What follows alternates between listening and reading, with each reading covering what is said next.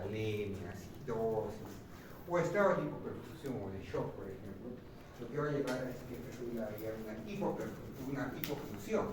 Y, por ejemplo, si esta célula es una célula, una célula cardíaca, por ejemplo, lo que va a generar es que baje el funcionamiento de la célula cardíaca. Si baja el funcionamiento de la célula cardíaca, el músculo cardíaco ya no se va a mover adecuadamente. Y si no se mueve adecuadamente, podrá bombear sangre, ya no bombea sangre. Entonces, esa condición, que ya comience a funcionar una parte de nuestro cuerpo, condiciona una serie de eventos que al final desencadenan probablemente la muerte del paciente. Por ejemplo, comenzamos primero, paciente que se ha tomado justo vi una paciente que había tomado estricnina. Anteriormente se usaba bastante estricnina para envenenar a los perros, ¿no? A los animales. Pero tiempo no escuchó. ¿Qué pasó con esta persona? Vino con una acidosis metabólica brutal. ¿Qué quiere decir? Que todo el medio extracelular, ¿cómo estaba? Ácido. Y si estaba ácido, ¿podrá funcionar adecuadamente la célula? No. Vino entonces, ¿qué vino con la paciente? Como era ya de edad, tenía 60 años, ¿qué condicionó al final? Que la paciente se infartó. ¿Qué quiere decir? Que comenzó a tener un infarto de miocardio, secundario justamente a esta acidosis metabólica, a este estado de shock.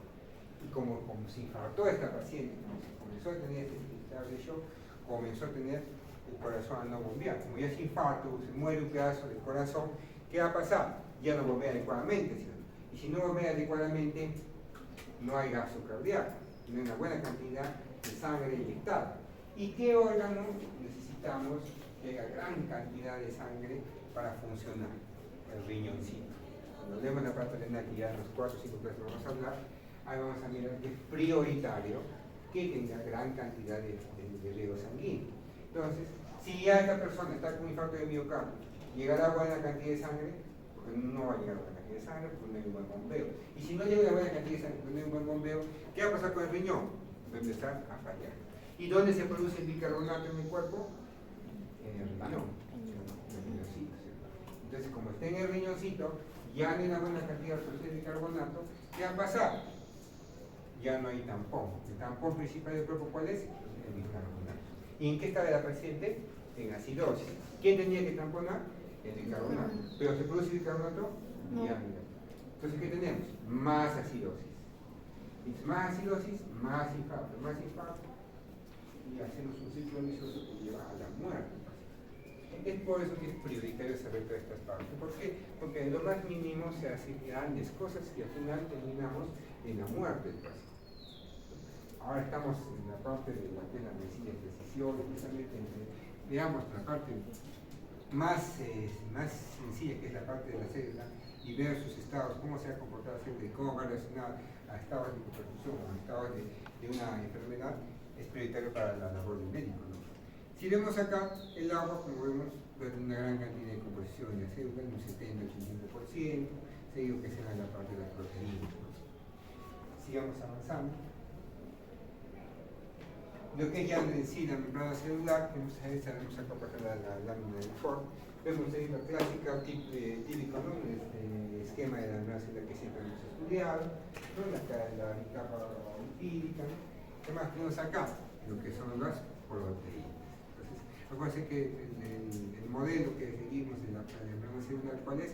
El mosaico fluido, que siempre es el mosaico fluido, aunque no hay nada posturas, pero el que más se queda obviamente va a ser lo que es el mosaico. Mosaico por las proteínas y el fluido va a ser por la parte de los fosfolípidos que van a estar en la parte de la membrana celular. Entonces, estas proteínas son fundamentales para una serie de cosas. Primero, ¿por qué pueden servir estas proteínas que tenemos en nuestra membrana celular? Pueden ser enzimas, pueden ser de anclaje para el esqueleto, pueden servir también como canales, pueden servir como receptores. Sería una serie de funciones proteínas, y es por eso que también vamos a estudiar. Entonces, pero antes que sigamos avanzando, ya en el PORT nos habla de dos tipos de proteínas específicas, ¿no? las proteínas que están prácticamente entre toda la cantidad de espesor de la membrana celular, que se llama proteína integral, ¿no? Y las proteínas periféricas, o extrínsecas, ¿no? Entonces, en otros libros, como han visto en la parte superior, les puse acá ¿qué se llama? El mundo de la célula. En ese libro es muy bonito porque lo puedan leer, es interesante. Entonces, de ahí he sacado algunas partes, ¿no? Para complementar la parte de la membrana celular. Pero, en lo que es el POR, por ejemplo, tenemos dos tipos de proteínas. Seguimos avanzando. De la parte de lo que es la membrana celular como funciones principales, creo que ya las más salen de toda esta parte que limitan la célula, sitio donde se utiliza la proteína específica, ya sea como enzimas o receptores que estamos comentando ahora. ¿Qué más? Regulan procesos de transporte, vamos a mirar más adelante que vamos a tener una serie de transportes, ya sea el transporte activo o ya sea el transporte pasivo, que vamos a utilizar proteínas justamente para que se logren este tipo de pasaje de sustancias, ¿no? Y al final de cuentas, por ejemplo, un transporte activo que nosotros conocemos es la bomba de sodio, potasio TPase, ¿no? Es la bomba clásica que siempre vamos a conocer. Entonces esta bomba de sodio TPase, ¿qué va a generar? Va a generar un potencial de membrana. Y ese potencial de membrana, ¿quién la va a dar? Tanto lo que es el sodio como lo que es el potasio, ¿no? Y eso que genera que al final el sodio sea el principal catión extracelular y el potasio que sea el principal catión intracelular, ¿no? Entonces, esa cantidad de potasio, esa cantidad de sodio que van a estar diferenciados y esa cantidad de gradiente que van a generar son fundamentales ¿para qué? Para que otras sustancias puedan ingresar o salir del cuerpo. Cuando hay alguna alteración, ya sea del sodio o del potasio, va a llevar al final de cuentas que hay una descompensación de todo el proceso de transporte. Por eso que principalmente, ¿dónde se va a mirar ese tipo de alteraciones? Generalmente en el corazón o generalmente en el sistema nervioso. Eso vamos a ver después, ¿no? ¿Qué más va a hacer? Detecciones de señales externas, ¿no? Ya sean químicas eléctricas, y también comunicación y adhesión celular, ¿no? Sigamos avanzando. Entonces, los modelos de membrana, como veían, eso ya lo han visto siempre, lo han conocido en la parte de biología celular. Es solamente como conocimiento, ¿no? Desde el inicio que comenzamos con la parte de lo que es la existencia de líquidos y progresivamente que llegamos hasta el modelo final que tenemos acá, que es el mosaico fluido. Acuérdense que la parte del mosaico va a ser las proteínas y la parte de lo que es el fluido va a ser los líquidos, ¿no? Lo que son los fosfolípidos. Entonces, y en este mosaico que vendría a ser las proteínas, tenemos dos tipos de proteínas. Entonces, siempre las cositas que están así resaltadas, generalmente son las partes que vienen en el examen. Entonces, eso ya les comento, ¿no? Cuando vayan a leer, cuando vayan a leer las diapositivas, entonces tómenles énfasis siempre, por favor, a las partes que están resaltadas, porque son las que generalmente vienen en el examen, ¿no? Entonces, si vemos de la parte de las proteínas en la membrana celular, tenemos dos, ¿no? Lo que son las proteínas integrales o intrínsecas, ¿no? Que son prácticamente para hacer las membranas, y las proteínas periféricas, ¿no? Que van a ser las extrínsecas, ¿no? Como son hidrofílicas, y son hidrofílicas, no pueden estar inmersas en la membrana celular, ¿no? Seguimos avanzando. Y acá tenemos nuevamente nuestra membrana celular, ¿no? Las proteínas intrínsecas o integrales, y las periféricas, que son las extrínsecas, ¿no? En el libro, por ejemplo, del mundo de la célula nos habla de una tercer tipo de proteína, que es la proteína de membrana anclada a lípidos, ¿no? ¿Qué quiere decir? Que una colita prácticamente de nuestra proteína se reunía a la parte hidrofóbica de la membrana, ¿no? Pero tanto en el POR como en el GAITO nos hablan de dos tipos de proteínas, ¿no? La parte integral, las integrales y las periféricas. Entonces, ¿con qué nos vamos a quedar para el examen? Con estas dos, integrales y periféricas. Nada más, no hay más. Para que no estemos tristes. Sigamos hablando de la parte en lo que es una fibra del GAITO, por ejemplo, que tenemos aportación, y vemos en igualito, las proteínas integrales y proteínas periféricas. Algunas proteínas periféricas están unidas a lo que son las proteínas G, que también han sido estudiadas por ustedes en la parte de biología celular. Si hablamos de la composición de la membrana celular, vamos a ver que está por proteínas, fosfolípidos y colesterol también. Interesante el colesterol, ¿por qué? Porque siempre preguntan qué, quién da fluidez o quién da claro, fluidez y flexibilidad a la membrana celular, va a ser el colesterol. Entonces siempre, como siempre preguntan eso, por favor, siempre también estudienlo y va a venir seguramente una pregunta del examen. Entonces siempre pueden decir la parte del colesterol que nos da fluidez. Sigamos avanzando. En lo que es la composición química, por ejemplo, de la parte de la membrana celular, acá hay varios tipos, ¿no?, de células, por ejemplo, sacado de este libro, varios tipos de células y vemos en la composición. Entonces, generalmente en el eritrocito humano miren que está con 49% de proteínas, lípidos 43% y carbohidratos 8%. Y se dan cuenta, con el anterior que hemos estado viendo, más o menos va a tener la misma composición. Pero lo que varía bastante va a ser el lugar de funcionamiento, por ejemplo, de la célula. Estamos hablando de eritrocito, ahora vamos a lo que es la vaina de mielina, por ejemplo, un axón nervioso. Y cuando hablamos de la vaina de mielina de un axón nervioso, por ejemplo, ya no es muy interesante tener proteínas, porque más que toda esa sección del axón va a estar especializada en transportar prácticamente la señal. Entonces, eléctrico, entonces ya no vamos a tener mucha cantidad de proteínas, ¿no? Sino que vamos a tener lípidos justamente para que pueda transmitir rápidamente la señal eléctrica, ¿no?, según lo que hemos estudiado al principio. Entonces, sigamos conversando, sigamos avanzando. Entonces, la parte de la proteína también es nuevamente lo mismo, ¿no?, que hemos estado viendo en la parte de nuestra membrana, que tenemos acá nuestras proteínas integrales, las periféricas, y recuérdense siempre que la parte central de la membrana celular va a ser hidrofóbica, ¿no? Por eso que la región hidrofóbica de esta proteína integral va a estar prácticamente en el centro, y la parte hidrofílica va a estar en la parte externa, justamente porque esté en contacto, tanto sea para la parte exterior como para la parte protoplasmática, ¿no?, la parte interna de nuestra célula. Y como hemos visto acá, ¿con qué nos quedamos? ¿Con qué proteínas nos quedamos? Con proteínas integrales de membrana y las proteínas periféricas.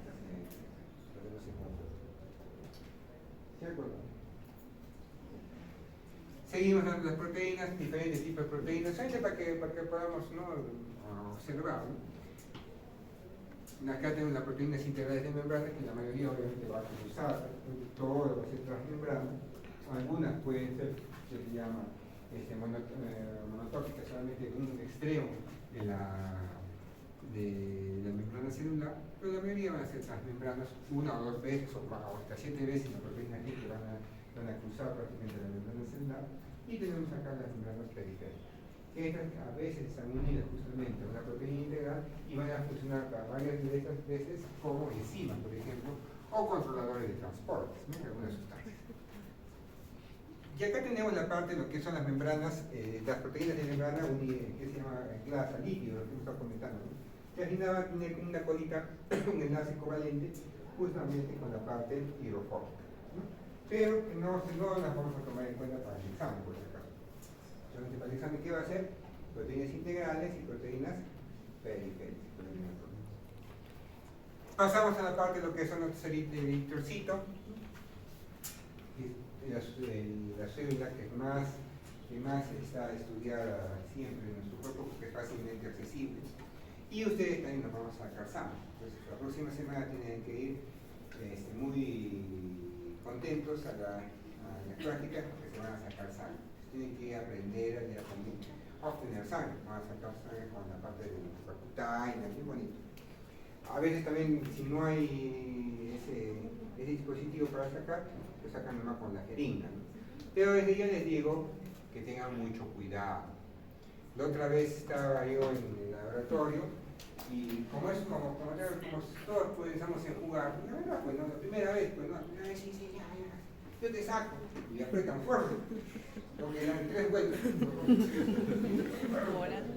Ya, no mires. Y le meten, no me duele, y lo desarman.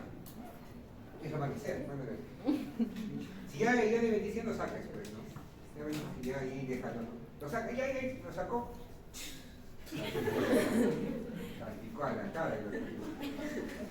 Bueno, por si acaso sí, igual, tiene sus dientecitos. No sé cuándo le vaya a pasar un accidente, esas cositas.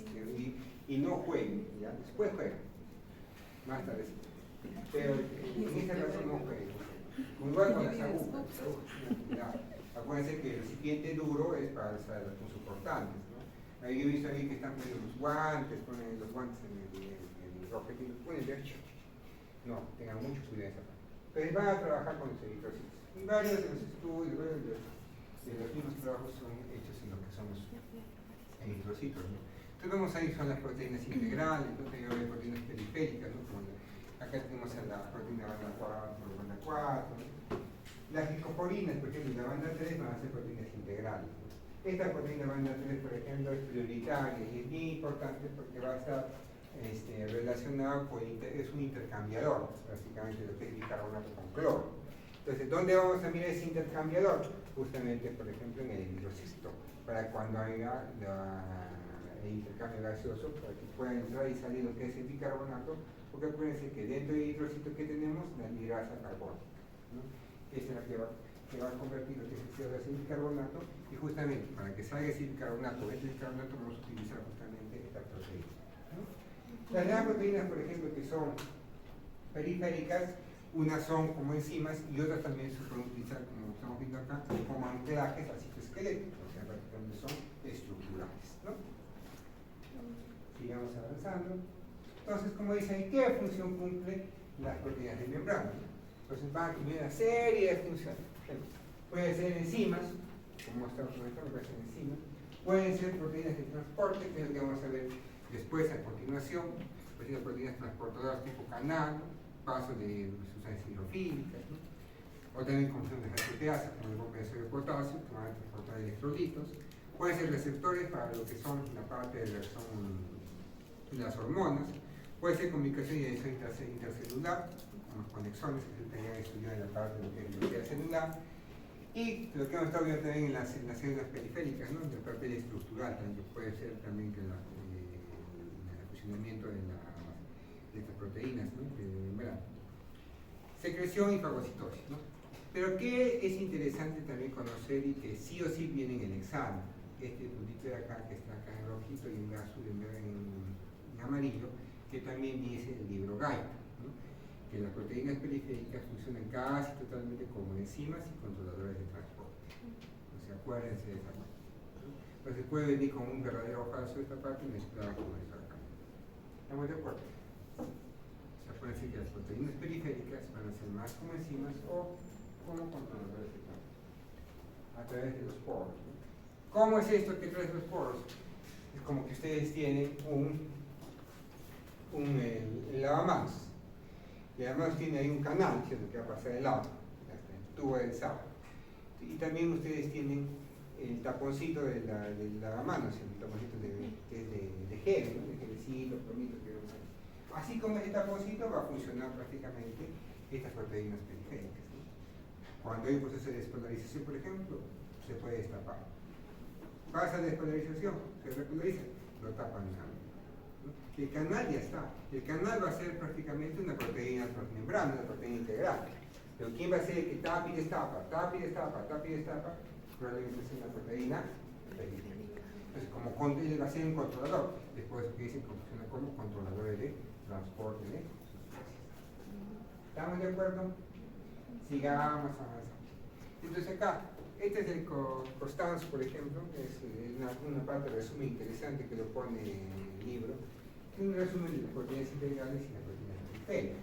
Si hablamos de las proteínas integrales, por ejemplo, de membrana, dicen están ancladas en el vías de membrana celular que estamos comentando, pueden atravesar todo el espesor de la membrana celular que ya hemos comentado, incluye canales iónicos, el iónico, proteínas transportadoras, receptores, todo lo que hemos estado también ya comentando, un resumen, ¿no? Ahora, le subrayo con canales iónicos. ¿Por qué? Porque estos canales iónicos también nos narran, por ejemplo, el POR, que pueden ser relacionados a enfermedades genéticas, ¿no? De una enfermedad genética que se ve, por ejemplo, yo he visto hasta en 3 ocasiones este problema que es la fibrosis quística.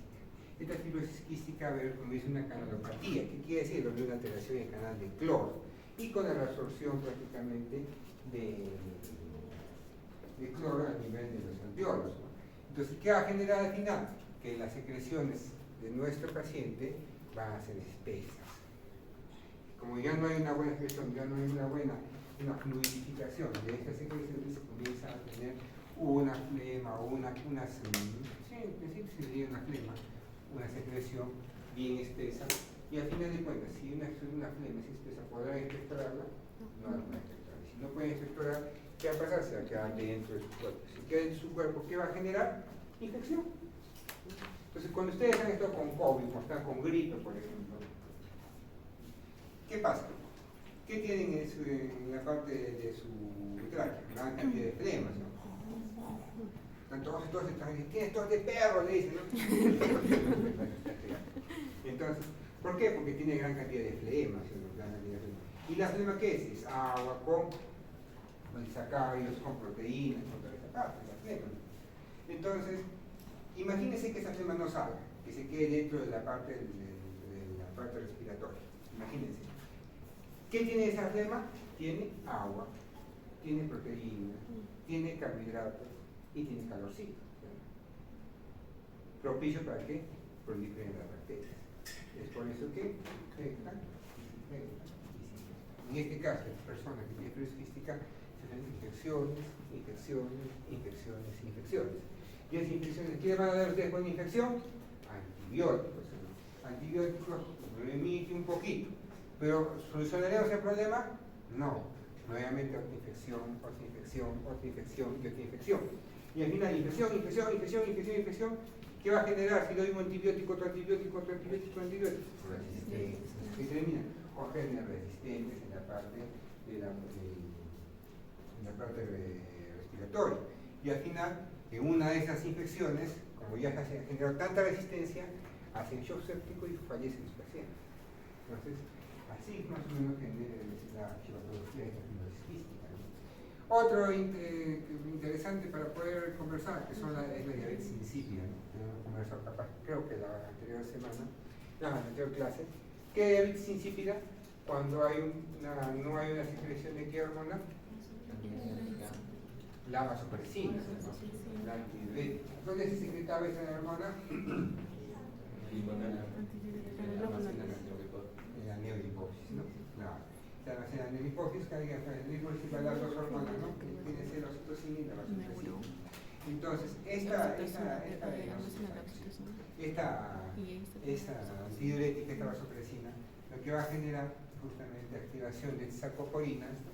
Para que haya absorción justamente de agua en la parte del tubo de control distal y lo que es el tubo productor. Entonces, si hay ausencia de esta hormona, ¿podrá haber absorción? No hay absorción. Entonces son apoporinas dependientes justamente de esta vasopresina. Entonces, con el principio, por ejemplo, se altera esa absorción. ¿Cuándo la vamos a ver eso en más entendimiento? Cuando hablamos de la parte renal, de acá unos 4 o 5 clases. ¿Estamos de acuerdo? El alcohol también inhibe Claro, el alcohol también de una manera inhibe la acción de la antidiurética, de la ADH. Recuerdo cuando ustedes estaban tomando una copita de alcohol, ¿qué va a pasar? Al baño, baño. Entonces, es por ello, ¿no? Entonces, como inhibe la antidiuresis, obviamente, a la antidiurética que diga, no va a generar que no haya antidiuresis. ¿Qué va a pasar de otra persona? Comienza a llenar. No es solamente porque la cebadita, ¿no? Que es la que va a generar antidiuresis, sino por el alcohol. Dentro de las prácticas, ya les he dicho que van a tener una práctica de ingesta de un poco de alcohol, ¿no? ¿Les han dicho o no les han dicho? No les han dicho, es sorpresa, ¿no? Ya tienen que ir preparándose, no creo que hayan cambiado, no han dicho nada. Entonces, una persona, por ejemplo, va a correr, otra persona va a tomarse un medio litro de alcohol. Mayra, tú puedes. Entonces, ¿qué vamos a tener que obtener? La orina, ¿no? Para ver cómo está el sistema. Tú misma eres. Creo que ese día la persona elegida no tenga clase, ¿no? Está feliz. Sí, termina feliz. Nunca había un chico, así, no era de medicina, era de odónico. Estaban haciendo la práctica y se tomó porque se llama. Trajeron unas chatitas de whisky, creo que hay un color real, no sé.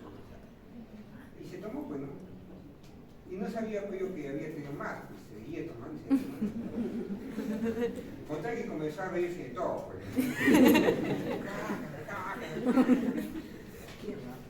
Y después,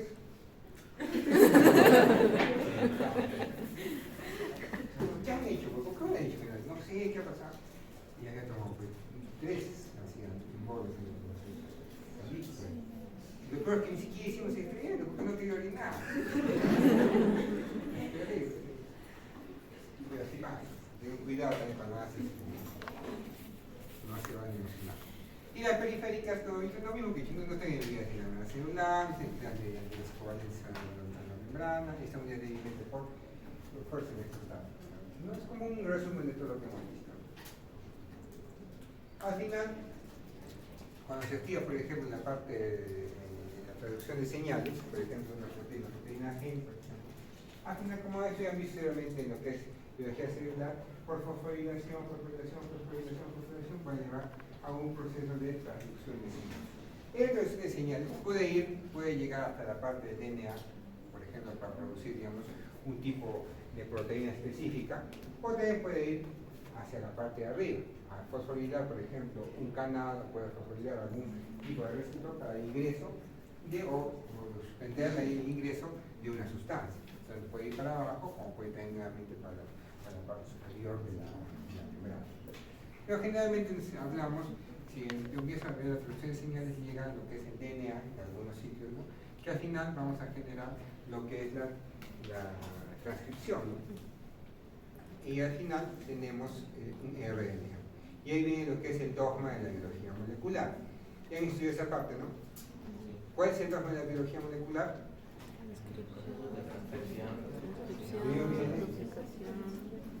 La replicación. ¿Qué tiene replicación? ADN. Transcripción. Traducción. A proteínas, se llama. Entonces, y de ARN puede ir a ADN. Sí, puede ver. Acuérdense que nosotros podemos hacer inclusive, no me he hecho práctica, sí. Generalmente hace se utiliza transcriptasa reversa para poder que sea de ARN a ADN, ¿no? Puede ir, ¿no? Inclusive acá se llama como cDNA, ¿no? Ustedes han hecho que sí, se han hecho de explicar seguramente eso. De RNA se puede ir a DNA. Entonces, eso por ejemplo, ¿cuándo lo hacemos nosotros? Cuando queremos hacer para ver lo que es perfil de expresión, ¿no? Pues estamos haciendo un trabajo de lo que es perfil de expresión en cánceres. Entonces primero se hace la copia en ARN y después se guarda en cDNA, ¿no? ¿Y qué es cDNA? Y RNA se hace a lo que es ADN, realmente como copia para poder llevar a lo que es la secuenciación, ¿no? Y la secuenciación, antes se hacía secuenciación uno por uno, no según ustedes han hecho realmente confusión de primers, ¿no? ¿No han hecho eso? No, sí. No he hecho biología molecular, déjenme. La semana, ah, ya, se me si es que está y acá, no ponen primer, ¿no? Y acá para acá que comience a hacer la transcripción y acá para acá comience la transcripción, ¿no? En los dos sitios que van a la DNA. Entonces, si confecciona el primer se puede, digamos, se puede ver que un sector del DNA, ¿no? Y después se secuencia para ver si hay una mutación. Es la forma de ver las mutaciones, ¿no? Pero también hay unas formas que son la NGS, por ejemplo, que es secuenciación en masa, ¿no? Todo, por ejemplo, lo que queramos puede secuenciar rápidamente, pero cuesta más, obviamente, ¿no? Pero eso van a ser, es bonito cuando van a hacer en la biología. Interesante. Sigamos avanzando. Entonces, no se olviden esta parte del dogma, porque siempre preguntan también los exámenes de admisión en la residencial, esa parte, y se equivocan. Como son temas básicos, se equivocan. En cosas básicas los acaban, y por esas cosas básicas tal vez es un puntito, una pregunta es no ingreso. Ya saben esa parte, ¿no? Una pregunta es no ingreso. Ustedes se ponen tristes, ¿cómo no vas a ver? Sí, siempre, cosas básicas siempre por eso. Y claro, receptores de membrana. Entonces, relacionados con canales que hemos estado viendo, ¿no? Proteínas que están membranas que van a estar ahí. Receptores catalíticos, si son catalíticos, estamos hablando de que son enzimas. Y con el receptores con la proteína G. Y si es una proteína G, generalmente va a activar un sistema de segundos mensajeros, como hemos estado viendo anteriormente, ¿no? Entonces, Por ejemplo, acá vendría a usted un mensajero, comienza, que se llama hacer la traducción de la señal. Es lo que no tiene bibliografía, más que todo le he puesto como conocimiento general para que podamos ver. No es que van a estudiarse este cuadro, por si acaso. Simplemente para que tengan más o menos tipos de receptores y qué sustancias van a actuar así, ¿no? Por ejemplo, acá, canales iónicos activados por ligandos, por ejemplo, ¿no? ¿Cuáles son los ligandos? Por ejemplo, ahí tenemos el gamma, la glicina. Toda esta parte de acá, cuando la vamos a estudiar bien bonito, cuando hagamos neurología. El próximo ejercicio Pato 2 va a ser neurología, y vamos a ver todos los tipos de neurotransmisores, ¿no? Inhibidor, por ejemplo, el GABA, receptores acoplados a proteínas, coordina, no adrenalina, no epinefrina. Entonces, en epinefrina, por ejemplo, el sistema simpático, ¿no? Que vamos a usar. No solamente como neurotransmisor, también acuérdense que nosotros podemos administrar noradrenalina. Cuando el paciente está en shock, cuando el paciente tiene una presión bien bajita, para elevar la presión nosotros utilizamos noradrenalina. Entonces, cuando ustedes van a estudiar lo que es shock, van a ver lo que dicen vasoactivos, ¿no? Vasoactivos para aumentar la presión arterial. Hay noradrenalina, la adrenalina, vasopresina. La misma vasopresina, la antidiurética también eleva la presión arterial. Entonces, solamente como para que puedan leer y podamos, que se llama, de otra manera conversar. Pero no es que vaya a entrar en el examen. Ya digo, no va a entrar en el examen, no va a estar leyendo todo este tabla, para que puedan conocer. ¿Qué más? Receptores intracelulares o nucleares. Por ejemplo, si ya son intracelulares, tienen que ser sustancias que rápidamente van a atravesar la membrana celular. ¿Y qué sustancias podrían atravesar rápidamente la membrana celular? Lo que son liposolubles, por ejemplo, los esteroides. Hormonas esteroideas no van a tener un ligando, no van a tener que ser un receptor a nivel de la membrana, sino ¿dónde van a actuar de frente? En la parte intracelular, ¿no? ¿Dónde la vamos a ver más bonito esta parte? Cuando hagamos endocrinología. Entonces, solamente es como una cápita general para que puedan ir viendo. Lo que va a ingresar, no lo digo. Y ahorita acá en la traducción de señales, acoplar a proteína G para que tengan siempre conocimiento, si no tengan la misma también. Acuérdense que es una proteína que va a atravesar prácticamente 7 veces, ¿no?, la membrana celular y al final va a ser activada por varias cosas. ¿Qué varias cosas? Puede ser hormonal, puede ser hormonas, puede ser neurotransmisores, también puede haber inflamación, ¿no? Cualquier tipo de sustancia puede activar una proteína G y al final una cascada de segundos mensajeros puede llevar a que la célula tenga una respuesta. Igual, es con conocimiento y no le puesto bibliografía. Y al final llegamos a un punto que se llama lo que es el transporte a través de la membrana. Entonces, yo creo que hasta acá damos un descansito, ¿les parece? Sí. Un descansito de 5 minutitos, mientras que tomamos la lista, para que no estén ya nuevamente activos, para poder ver la siguiente parte. Entonces ahora nos vamos a la parte del transporte de sustancias. Entonces, de otra forma esto vamos a mirar también en la práctica, ¿no? Entonces, acá está nuestra célula grande. Aquí me acuerdo que nos hacían hacer biología celular, no, nosotros le llamamos citología, ¿se acuerdan? Un esquema de la célula. ¿Siguen haciendo el esquema? No. Aquí mismo hay que hacer un esquema de célula. Pero bueno, entonces acá nos viene otra forma, como nos muestra la parte de lo que es el libro del mundo de la célula. Acuérdense, este es el libro del mundo de la célula que se puede ver acá. Voy a ponerles en el aula virtual, y ya por si acaso, lo voy a subir, ¿ya? Porque solamente lo vamos a usar para esta primera parte, que es de líquidos, que es celular, porque no hay mucho en la parte también del gallo, entonces, para eso he utilizado este libro. Después ya no vamos a utilizar, ¿sabes? Es un diapositiva nueva. Entonces, de este libro justamente nos pone todos los sitios donde hay membrana, va a haber siempre un intercambio de sustancias, va a entrar y salir unos absolutos. Entonces, es lo que nos quiere decir. Pero también va a haber sustancias que van a difundir, que van a entrar y van a salir libremente de la parte interior a la parte exterior o viceversa de la célula. Por ejemplo, un clásico ejemplo va a ser lo que es el oxígeno y lo que es el CO2. Entonces, sin mediar por una proteína, por nada, van a pasar libremente por la membrana.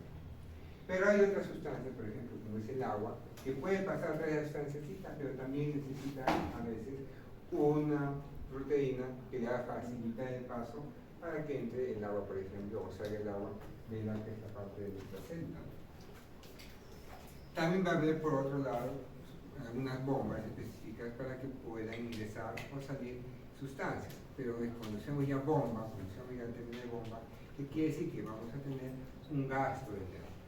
Por un lado, puede ser que vaya a pasar el agua simplemente por un gradiente a favor, o puede ser que esté en contra del gradiente de concentración. Y cuando decimos que esté en contra del gradiente, obviamente vamos a decir que vamos a tener un gasto de energía, que también se lo han visto en biología celular, es por hechos de transporte de sustancia. Entonces tenemos por un lado un transporte pasivo y por otro un transporte activo, ¿no? Es lo que vamos a mirar ahora. Vamos a ver. Sigamos acá viendo, este es nuestro editorcito grandazo, ¿no? Muy grande, y vamos a tener a diferentes sustancias. Puede tener una difusión simple. ¿Y qué tenemos en difusión simple? Básicamente lo que es el CO2 y lo que es el oxígeno. También se describe el agua, pero obviamente más va a ser el CO2 y el oxígeno como ejemplos clásicos de difusión simple. Y tenemos también lo que es la difusión facilitada. ¿Cómo podemos pensar esto? Entonces, en la difusión facilitada, ¿qué quiere decir? Que este transporte de sustancias va a ser obviamente a favor del gradiente también, pero usando justamente, como dije, facilitada, vamos a usar una proteína. Tenemos una proteína ¿para qué? Para ayudar justamente al paso de esta sustancia. Pero que no va a ser, no se va a utilizar energía para ese paso, que sí va a ser a favor del gradiente. A diferencia de lo que es el otro transporte, el transporte activo, que vamos a utilizar energía. Y la energía que nosotros siempre vamos a conocer, ¿qué va a ser? El ATP. Que al final se va a convertir en un ADP, y al final vamos a permitir, ya tenemos energía, vamos a permitir la salida de sodio y la entrada de potasio. Y al final, esta bombita de sodio y potasio, lo que nos va a generar es que haya un gradiente de concentración. Y ese gradiente de concentración nos va a llevar a que nos tengamos un potencial de membrana. Ese potencial de membrana va a ser prioritario para que otras sustancias puedan ingresar o puedan salir. Ahí la vamos a mirar. Y también vamos a tener por otro lado una difusión facilitada, por ejemplo, en la parte de un canal proteico, por ejemplo, nos saca el agua, por ejemplo, que estamos conversando. Puede ingresar y puede salir. Entonces está clarito, ¿no? Por un lado puede ser un transporte pasivo y por otro lado puede ser un transporte activo. Si es pasivo no voy a gastar energía, si es activo voy a gastar energía. Y este pasivo, ¿no? A generar ese gradiente nos va a ayudar también a la entrada y salida de otras sustancias. ¿Qué sustancias? Ahorita vamos a mirar. ¿Qué hay que también conocer? Que esta difusión simple, generalmente no usa ningún tipo de proteína, generalmente no usa, porque también puede haber, en su libro Guyton, por ejemplo, habla que puede haber una difusión simple con apoyo de proteínas, sí. Dice ahí que se puede hacer, pero generalmente no usa proteínas. La que sí usa proteínas, sí o sí, ¿quién va a ser? La difusión facilitada. Para que esa difusión facilitada, sí o sí, voy a utilizar la proteína para poder ingresar la sustancia. Y como no se mira acá, un clásico ejemplo es la parte del transportador de glucosa. El transportador de glucosa es GLUT, los GLUT, ¿no? El clásico GLUT. ¿Quién va a activar, por ejemplo, el GLUT4? La insulina. Dependiente de insulina, ¿para qué? Para que pueda ingresar. ¿Todos los GLUT son dependientes de insulina? No, no todos los GLUT son de GLUT4 y insulina. Entonces hay otros GLUT que no van a ser. ¿Qué más? Pasamos acá. Movimiento de solutos. Entonces, es un resumen de lo que hemos estado viendo anteriormente, ¿no? Transporte pasivo y transporte activo. Transporte pasivo, difusión simple a favor del gradiente. Difusión facilitada, vamos a usar una proteína que se junta para lo que tiene el transporte, una proteína cambia. Como dice ahí, no usamos energía y usamos la gradiente de concentración. Y el transporte activo, obviamente tenemos ahí en contra del gradiente. Y ahí tenemos dos tipos de transporte. Transporte activo primario y secundario. El primario, ¿cuál vendría a ser? Un clásico ejemplo, la bomba de sodio por potasio. El mismo, es la misma bomba en la que va a entrar y sacar, la misma bomba va a sacar y va a introducir lo que es el potasio. Entonces, esa es la misma bombita. En cambio, lo que es el transporte activo secundario, ahí tenemos diferentes cosas que no queda ver, ¿no? Como dice, tenemos dos tipos de cosas, lo que es el cotransporte y el contratransporte. ¿Qué quiere decir el cotransporte y el contratransporte? Que va a aprovechar lo que ha hecho esta bomba, por ejemplo, para poder introducir o sacar sustancias de la célula. ¿Qué quiere decir? Con el transporte activo primario, por ejemplo, ¿qué hemos logrado? Que el sodio en la parte externa, ¿cuánto sea? 140. Y la parte interna, ¿cuánto es el potasio? 140, 150. Entonces, como yo tengo una alta concentración de sodio en la parte externa y una alta concentración de potasio en la parte interna, ese gradiente generado por esta bomba puede utilizar para que el sodio, por ejemplo, por gradiente, pueda pasar nuevamente al interior de la célula. Pero cuando pasa, pasa acompañadito. Y va a ser acompañado, por ejemplo, por eso, por la glucosa o otro tipo de, que se llama de sustancias. Entonces, cuando pasan al mismo sentido del gradiente, va a entrar que se llama del gradiente del sodio, va a ser un cotransporte. Y el cotransporte, ¿qué quiere decir? Que va a ingresar, mientras que uno ingresa, otro sale. Entonces, eso lo vamos a ver en última. Doctor, Dime. una cosa, la glucosa es transporte pasivo, difusión simple. Claro, dependiendo, ¿no? Difusión simple, no, difusión simple no es. Facilitada. Vamos a cambiar.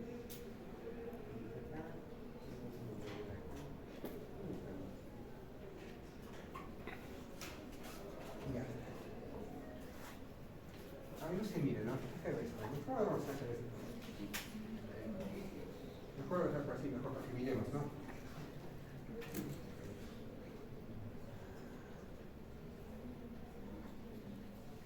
Entonces, acá tenemos. Sí se mira ahí mejor, ¿no? Ya, porque vamos a ver. Porque ustedes también tienen las diapositivas en sus. Les he pasado todo en el aula virtual, ¿no? ¿Han visto? Ahí está todo. Ya. Siempre unas horas antes se va a subir en las diapositivas, siempre que suban. Entonces, vamos a hablar del transporte activo, ¿no? En el transporte activo acá tenemos la parte, bueno, en primario tenemos acá la parte del transporte activo fundamentalmente, que es un beso de potasio, y al final vamos a generar un gradiente de concentración, ¿no? Acá tenemos en el citosol, en la parte intracelular, gran cantidad de potasio, y en la parte extracelular gran cantidad de sodio, ¿no? Es lo que hemos generado. Como saca esta bomba, saca sodio y mete potasio, acaba de haber más potasio, acaba de haber más. Entonces, el cotransporte, cuando vemos el cotransporte, el sodio, como está alto acá, va a ingresar justamente con azúcar o más. Pero esta sustancia que va a ingresar va a ser en el mismo sentido del sodio, ¿sí? En el mismo sentido. Ingresa sodio, ingresa azúcar. Ingresa cloro, ingresa sodio. Ingresa sodio, ingresa cloro, ingresa potasio. ¿Estamos de acuerdo? En este caso de acá, sale potasio y sale cloro. Y las sustancias van a salir en el mismo sentido, ¿sí? En cambio, el contratransporte es al revés. ¿Quién está acá más, por ejemplo? Potasio. Acá tenemos una gran cantidad de potasio. Por tenemos gran cantidad de potasio aquí en el protoplasma, en el citosol. ¿Qué ha pasado? Si yo quiero que ingrese, por ejemplo, hidrógeno, ¿qué va a pasar? Sale potasio, ingresa hidrógeno. Un sentido, otro sentido. Contra, transporte y co-transporte. ¿Está clara esa parte? ¿Sí, no? Entonces, dirán, ¿por qué me sirven estas cosas, no? Tanta cosa. Al final, por ejemplo, de estas bombas, acuérdense, por ejemplo, de esta parte de acá. Los demás vamos a utilizar diferentes partes del cuerpo, pero la que vamos a utilizar prontamente, ahora en las siguientes clases, va a ser este contratransporte, por ejemplo, de la parte del potasio y del hidrógeno. Vamos a mirar. Un paciente que esté con una acidosis. ¿Qué quiere decir acidosis? Que el pH esté por debajo de cuánto. ¿Cuánto es el pH normal del paciente de una persona? 7.4, ¿no? 7.35 a 7.45. Cuando un paciente está ácido, ¿qué quiere decir? Que el pH está más allá de 7.4 o más abajo de 7.4. Más abajo de 7.4. 7.3, 7.2, 7.1, 7 o 6.9. He visto hasta el 6.8 una vez. Se murió rápido, ¿no? Pero sí. Entonces, ¿Qué quiere decir que hay una acidosis? ¿Va a haber alta cantidad de hidrogeniones o baja cantidad de hidrogeniones? Alta cantidad de hidrogeniones. ¿En dónde va a estar esa cantidad de hidrogeniones? ¿En el intracelular o en el extracelular? En el extracelular, acá están las grandes cantidades de hidrogeniones básicos. Entonces, si está gran cantidad acá de hidrogeniones, ¿qué va a pasar? Acá hay menos cantidad de hidrogeniones, ¿sí o no? ¿Van a querer entrar, sí o no? Los hidrogeniones van a ingresar. Entonces, ¿qué va a pasar? Si acá hay mayor cantidad de carga positiva y hay mayor cantidad de potasio, ¿qué va a eliminar para de una manera equilibrada? Carga positiva. ¿Qué elimina entonces? Potasio. Entonces, en una acidosis, ¿qué va a generar? Ingreso de hidrogeniones y salida de ¿quién? De potasio. Entonces, imagínense un paciente que sea renal, que esté en acidosis, porque el riñón no produce bicarbonato, tiene falla renal, ¿sí o no? Tampoco orina, ¿sí o no? ¿Y por dónde se elimina el potasio? Por la orina, ¿sí o no? Y imagínense, por la acidosis hay potasio elevado en el extracelular. Y por el hecho de que no orina, también hay ¿qué? Acumulación de potasio. ¿Qué terminan teniendo sus pacientes? Una acumulación de potasio en el extracelular. Y si se acumula el potasio en el extracelular, ¿cómo se llama eso? Hipercalemia. Entonces, ¿un hipercalemia puede hacer funcionar esta bomba? Claro que sí, así funciona. Porque ya las concentraciones ya no van a ser las mismas, ¿sí? Porque acá va a tener más potasio y acá, que se llama este gradiente de concentración, este gradiente de protección de membrana se va a alterar. ¿Estamos de acuerdo? Entonces, eso conlleva a muchas cosas. Por ejemplo, esa parte que está en ácido el paciente y que no hay formación de bicarbonato, que va a generar que el paciente tenga más acidosis. Si hay más acidosis, más hidrogeniones, más ingreso de potasio acá, de hidrogeniones sale dentro de las células. Si ingresa más hidrogeniones, sale más potasio, más hipercalemia. Más hipercalemia condiciona capaz que el paciente pueda hacer parada cardíaca y pueda fallecer. Entonces, todo eso está relacionado con lo que vamos a hacer después. Entonces, está clarito la parte de lo que es cotransporte y contratransporte, ¿verdad? Está fácil, ¿no? ¿Alguna pregunta de acá en esta parte de cotransporte y contratransporte? Creo que no, está tranquilo, no lo vamos. Bien. Vamos a avanzar por acá. En la parte, cuando acá nuevamente hablamos de la difusión simple, ¿no? Lo que tiene transportadores, no tiene acá nada. Al final de cuentas, la difusión simple va a pasar simplemente rápidamente a través de la membrana. Si tenemos una proteína transportadora, va a depender de cuánta proteína transportadora hay en la membrana celular para que pueda ingresar la sustancia, ¿sí o no? No es como la membrana celular. La membrana celular pretende todo a nivel global, va a tener full cantidad de lípidos, por cualquier lugar va a ingresar esta sustancia, ¿sí? Pero en el cambio, si esa sustancia ingresa mediada por una proteína transportadora, ¿qué tiene que hacer? Tiene que encontrar esta proteína y recién pasarse. Entonces va a demorar un poquito más de tiempo. Eso vamos a ver ahí en un gráfico que vamos a ver, ¿no? Y la proteína canal obviamente que puede ser activada o desactivada con el voltaje, por ejemplo. Y vamos a ver. Aquí la proteína. Entonces acá se hablaba de difusión simple. ¿Quién hablaba de difusión simple? Realmente hablamos de la parte de lo que es CO2 y lo que es el oxígeno. Entran y salen, sigamos avanzando. Difusión facilitada. ¿Quién va a estar acá en la difusión facilitada? Generalmente mediado por una proteína integral probablemente. Y acá tenemos que este ingreso, por ejemplo, de sustancia puede estar relacionado por un enlace ligando con un ligando, que puede ser, por ejemplo, una hormona, o puede ser también por cambio de potencial de membrana. ¿Cuándo va a cambiar el potencial de membrana? Cuando hay un proceso de despolarización. ¿Qué quiere decir? Cuando se va a activar un proceso de despolarización, ¿qué quiere decir? Que ha cambiado la polaridad. Nuevamente era de positivo a negativo, y como hay cambio de polaridad, se va a ver positivo en esta parte de acá interna. Cuando se ve positivo, obviamente se va a abrir obviamente este canal. Y ven que está por ejemplo, ¿dónde lo vamos a ver bastante este tipo de cambios de potencial de membrana, toda esta parte? Cuando hablamos de la parte de excitabilidad muscular, por ejemplo, vida cardíaca, ahí vamos a mirar esta parte del cambio de potencial. Y por último viene la parte de la fosforilación, ¿no? Cuando hay un proceso de fosforilación, por ejemplo, que hay una proteína G a su costado, que sea fosforilado, que sea activado, por múltiples procesos también pueden fosforilar, que sea la parte de nuestra proteína, y al final puede permitir el paso de una sustancia. Entonces vamos a mirar eso cuando vemos la parte muscular, por ejemplo, toda esta parte de acá. Sigamos por esto de acá.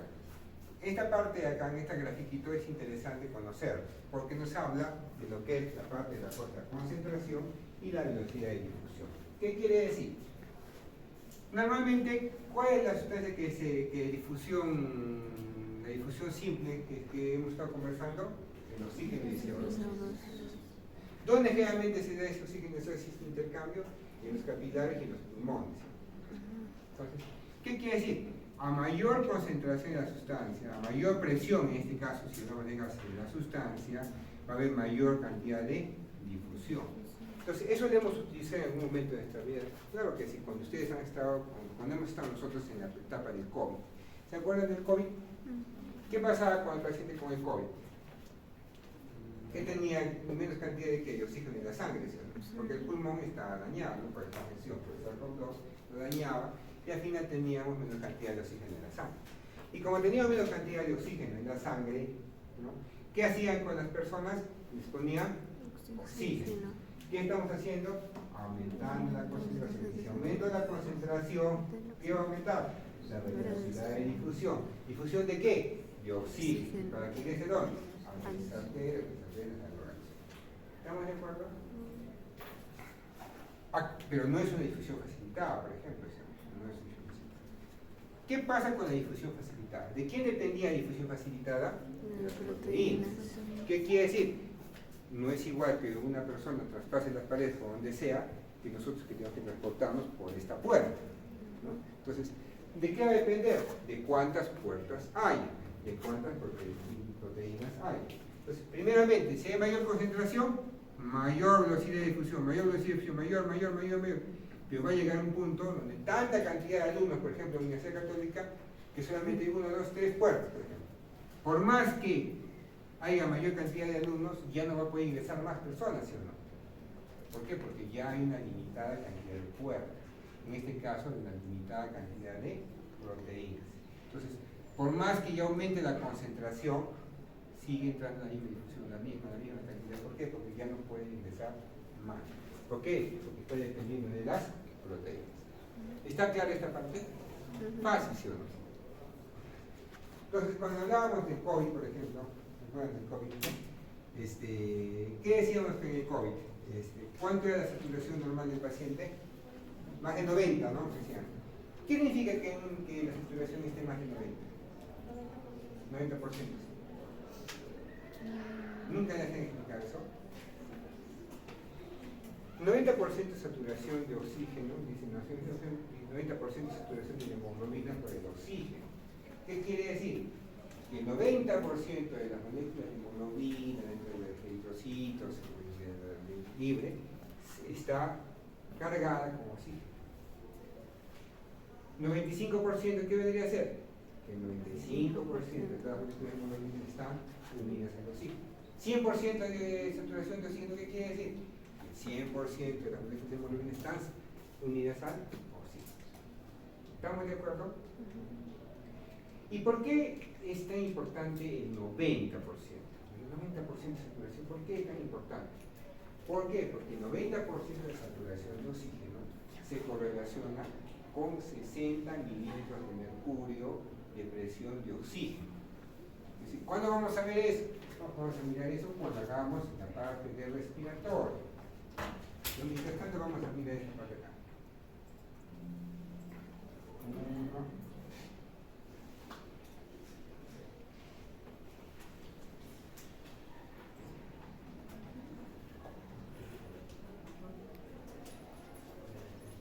No sé si en bioquímica, no, pero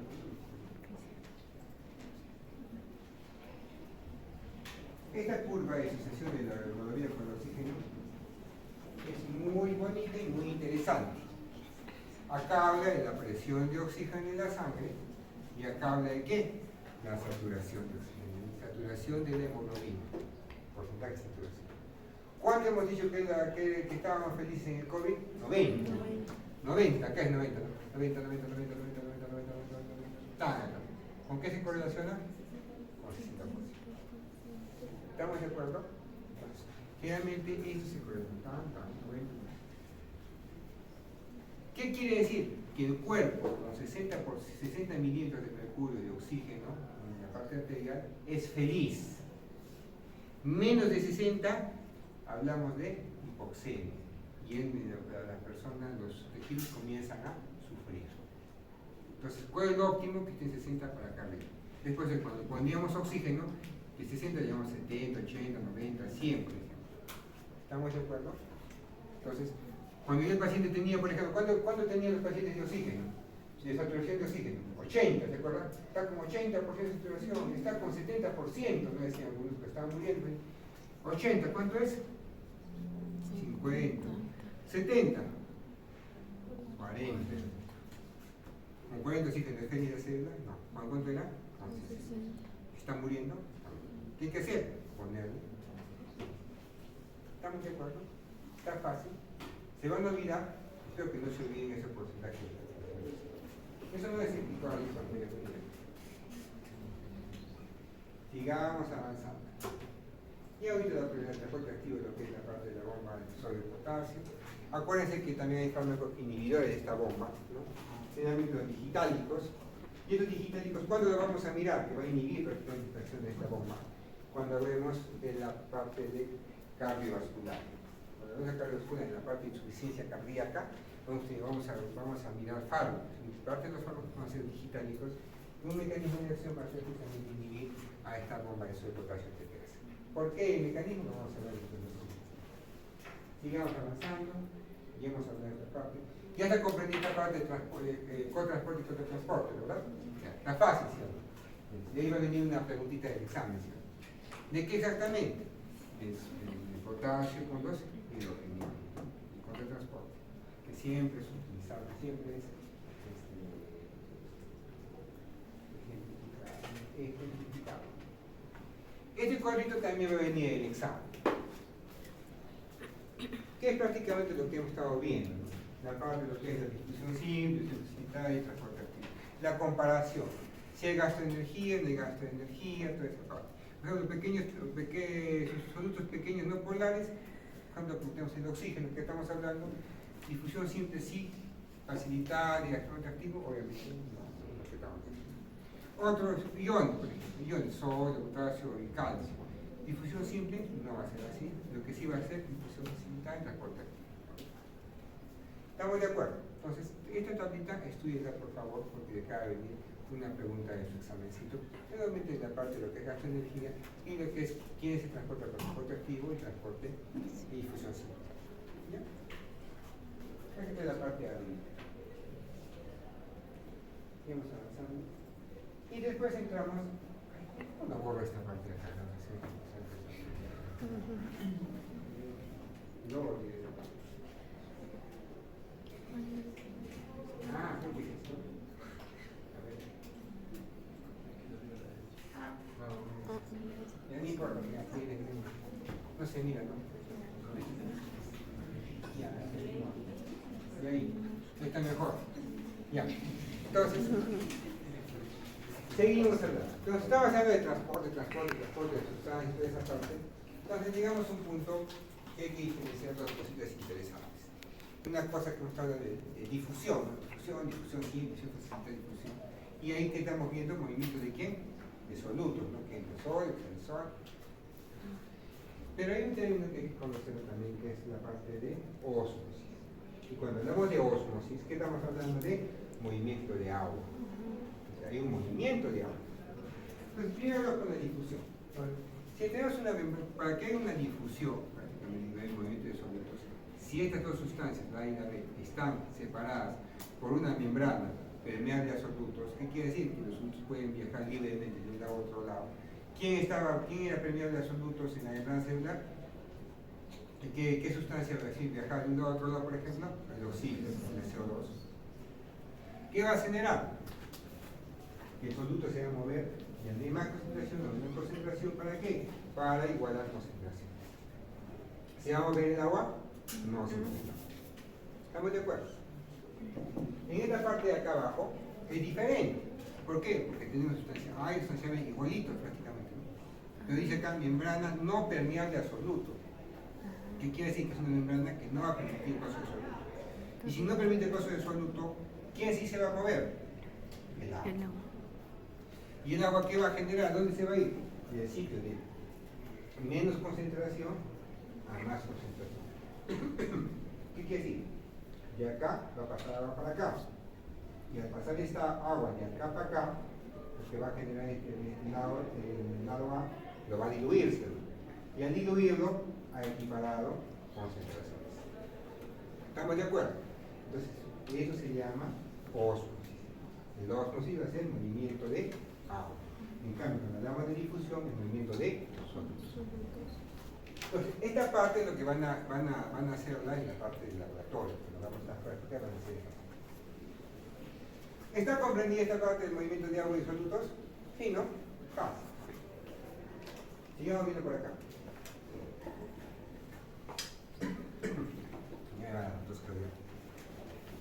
Igualito, ¿no?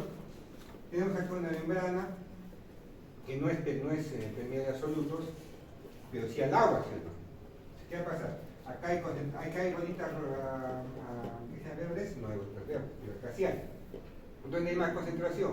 Acá. ¿Dónde hay menos concentración? Acá. ¿De dónde va la sustancia? De menos concentración a dónde? A más concentración. ¿Con qué intención? De acá diluir esta parte y al diluir equiparar las concentraciones. Si esta membrana sería permeable a solutos, los solutos ¿de dónde irían? ¿De dónde irían? De acá hacia acá.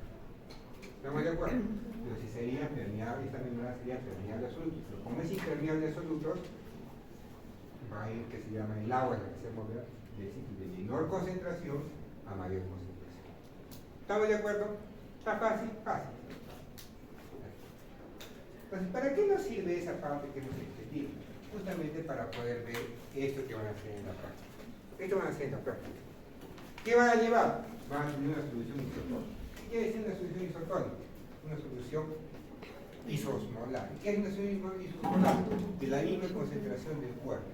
¿Y cuál es la osmolaridad de nuestro cuerpo, del cuerpo? Que eso lo vamos a ver en la próxima clase, pero no más que hacerlo ahora. ¿Cuánto más o menos es? Si han ido viendo, más o menos es 300 ya. Miliosmoles por litro. ¿Y qué sustancia nosotros tenemos que es similar a la parte de nuestra, por ejemplo, de la osmolaridad plasmática? El clásico, cloruro de sodio al 0.9%. ¿De acuerdo? ¿Cómo se llama esta sustancia? Suero fisiológico. ¿Por qué se llama suero fisiológico? Porque es la misma osmolaridad similar. Y van a ver en práctica que no es así. Un poquito hipertónico. Pero igual, lo vamos a tomar con peso. ¿Estamos de acuerdo? ¿Qué quiere decir? Cuando hablamos de tonismo, de tónica, hablamos de la membrana celular. ¿Cuándo se va a deformar o no se va a deformar la membrana celular? Solución hipertónica. ¿Qué quiere decir la solución hipertónica? Por ejemplo, que hay una mayor concentración. ¿Y qué solución tiene una mayor concentración? Una solución, por ejemplo, el cloruro de sodio al 3%. Entonces, cloruro al 3%, ¿es más concentrada o menos concentrada? Más concentrada. ¿Tiene más solutos? Tiene más solutos. Entonces, si yo a este eritrocito de acá, le pongo una solución de suero fisiológico, ¿va a pasarle algo al eritrocito? No, está feliz en su mismo ambiente, feliz, nadando. En esta parte de acá, ¿va a pasar el eritrocito? Claro que sí. ¿Por qué? Porque esta solución de cloruro 3% es más, ¿tiene más solutos o menos solutos? Tiene más solutos. Y acá, la parte de nuestra célula, normalmente eritrocito, ¿va a tener menos solutos o más solutos? Menos. ¿Y cómo iba el agua? ¿Cómo era el camino del agua? De menos a más. ¿Con qué intención? Sale el agua con intención de qué? De diluir esta parte para poder, que se llama, igualar las concentraciones. Obviamente no lo va a lograr, pero va a salir el agua. Y si sale el agua, ¿cómo se va a poner nuestro eritrocito? Estipulado, que llamamos crenación. ¿Estamos de acuerdo? Se ha crenado el eritrocito. Entonces, ¿para qué nos sirve entonces de poner, si vamos a poner, si se va a crenar el eritrocito, ¿para qué nos sirve poner perfusión hipertónica, ¿sí o no? Estamos malogrando el cuerpo, ¿sí o no? Pero sí lo utilizamos. ¿Para cuál lo utilizamos, por ejemplo? Por ejemplo, para tratar la hiponatremia, por ejemplo. Cuando hay hiponatremia, puedo poner todo al 3%, porque como está chuma, mejor dicho, el paciente está sin sal, está con baja cantidad de sodio, le tengo que poner sodio, por ejemplo. Pero un tratamiento también con cloro 3%, inclusive con cloruro de sodio al 7.5%, es decir, más todavía, más concentrado, ¿para qué servirá? ¿Qué quiere decir? Va a ser más estipulado todavía en el eritrocito, ¿no? ¿Para qué servirá entonces? Para poder deshidratar las células. ¿Y cuándo me convendrá deshidratar las células? Cuando yo tenga un edema cerebral. Si yo tengo un edema cerebral, por un traumatismo, o un accidente hemorrágico, lo que sea, ¿cómo va a estar mi cerebro? Hinchado, ¿sí? Y si está hinchado el cerebro del paciente, ¿qué me conviene poner? Una solución hipertónica. ¿Con qué intención? Que como está hinchado, como yo le voy a poner solución hipertónica, ¿cómo va a estar la célula? Se va a deshidratar. ¿Va a bajar la presión de acá de la cabecita o no? Va a bajar la presión. ¿Me conviene utilizar esta sustancia? Me conviene utilizar esta sustancia. ¿Estamos de acuerdo? Está fácil. ¿Se van a equivocar? Espero que no se equivoquen. Yo uso esta solución hipertónica justamente con esa intención de deshidratar las células. ¿Cómo la voy a deshidratar? Justamente utilizando soluciones hipertónicas. En cambio, por el otro lado, ¿qué quiere decir? Solución hipotónica. Va a haber entonces menor concentración. ¿Qué menor concentración sería? Sería un cloruro de sodio al 4%, a 0.45%. Es decir, a la mitad de concentración. ¿Por qué utilizaré, por ejemplo, esta solución? Cuando el sodio está muy alto. Si está el sodio muy alto, tengo que dar menos cantidad de sodio. O también cuando la agua destilada. Si yo administro agua destilada, en este ambiente, agua destilada, acá hay más concentración, menos concentración. Menos concentración. Y acá hay más concentración, ¿sí o no? Acá hay más concentración. ¿Cómo ve el agua? De menos. Y si el agua entra en la parte extracelular, intracelular, ¿qué va a pasar con el eritrocito? Va a crecer, va a crecer, va a crecer, va a crecer, y al final va a estallarse. Y cuando estalle, ¿qué va a hacer? Hemólisis. Entonces, estas dos cositas van a ser en el laboratorio. Van a poner sustancias hipertónicas, van a poner sustancias hipotónicas, hasta ver justamente la lisis de nuestro eritrocito. ¿Está fácil eso? Fácil, bonito eso. Y eso se utiliza prácticamente, se utiliza en la práctica clínica, ¿no? Listo. Continuamos. Ahí tenemos. ¿Y cuál es la intención de hacer eso? Llevar, como dice, un equilibrio. Un equilibrio tanto en la parte extracelular como en la parte intracelular. Este equilibrio es fundamental para que nuestras células terminen trabajando adecuadamente. Cuando comienza a romperse este equilibrio, nos vamos poco a poco a dedicar. Ahora, de este gráfico que está en el gaito, si han visto, en el gaito, yo no quiero que se aprendan todos los valores de memoria. Eso van a aprender después. Ni yo me acuerdo mucho de gaito, que no es muy relevante. ¿Qué sí tienen que aprenderse de memoria? Que tienen que saber, sí o sí. Sodio, potasio, calcio, cloro, bicarbonato, glucosa, y esto no se acaba. PO2, lo que es la presión de oxígeno, presión de CO2, pH y por un caso las proteínas. Eso para decir tiene que aprender sí o sí. Sodio, ya sabes que es el 155, potasio, lo que es el calcio, el cloro, lo que es el bicarbonato, la glucosa, la presión de oxígeno, el CO2 y pH. Y de pasadito las proteínas. ¿Estamos de acuerdo? Lo demás no es que no lo estudien, leanlo, pero que se aprendan de memoria, no. ¿Qué sí va a venir en el examen?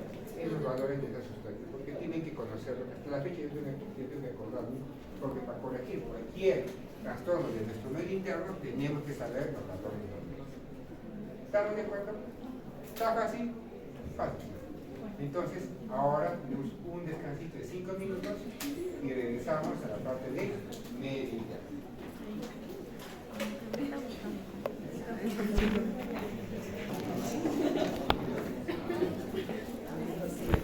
Para que termine más antes que se vea más. Porque no va a avanzar lo mismo que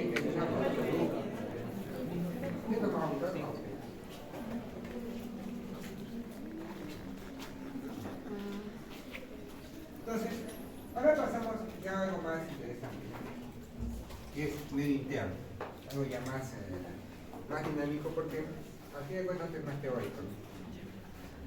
Si hablamos de medio interno, ya hemos hablado que el medio interno, ¿cuál es? Es el líquido extracelular. Es que nuestro cuerpo, ¿no?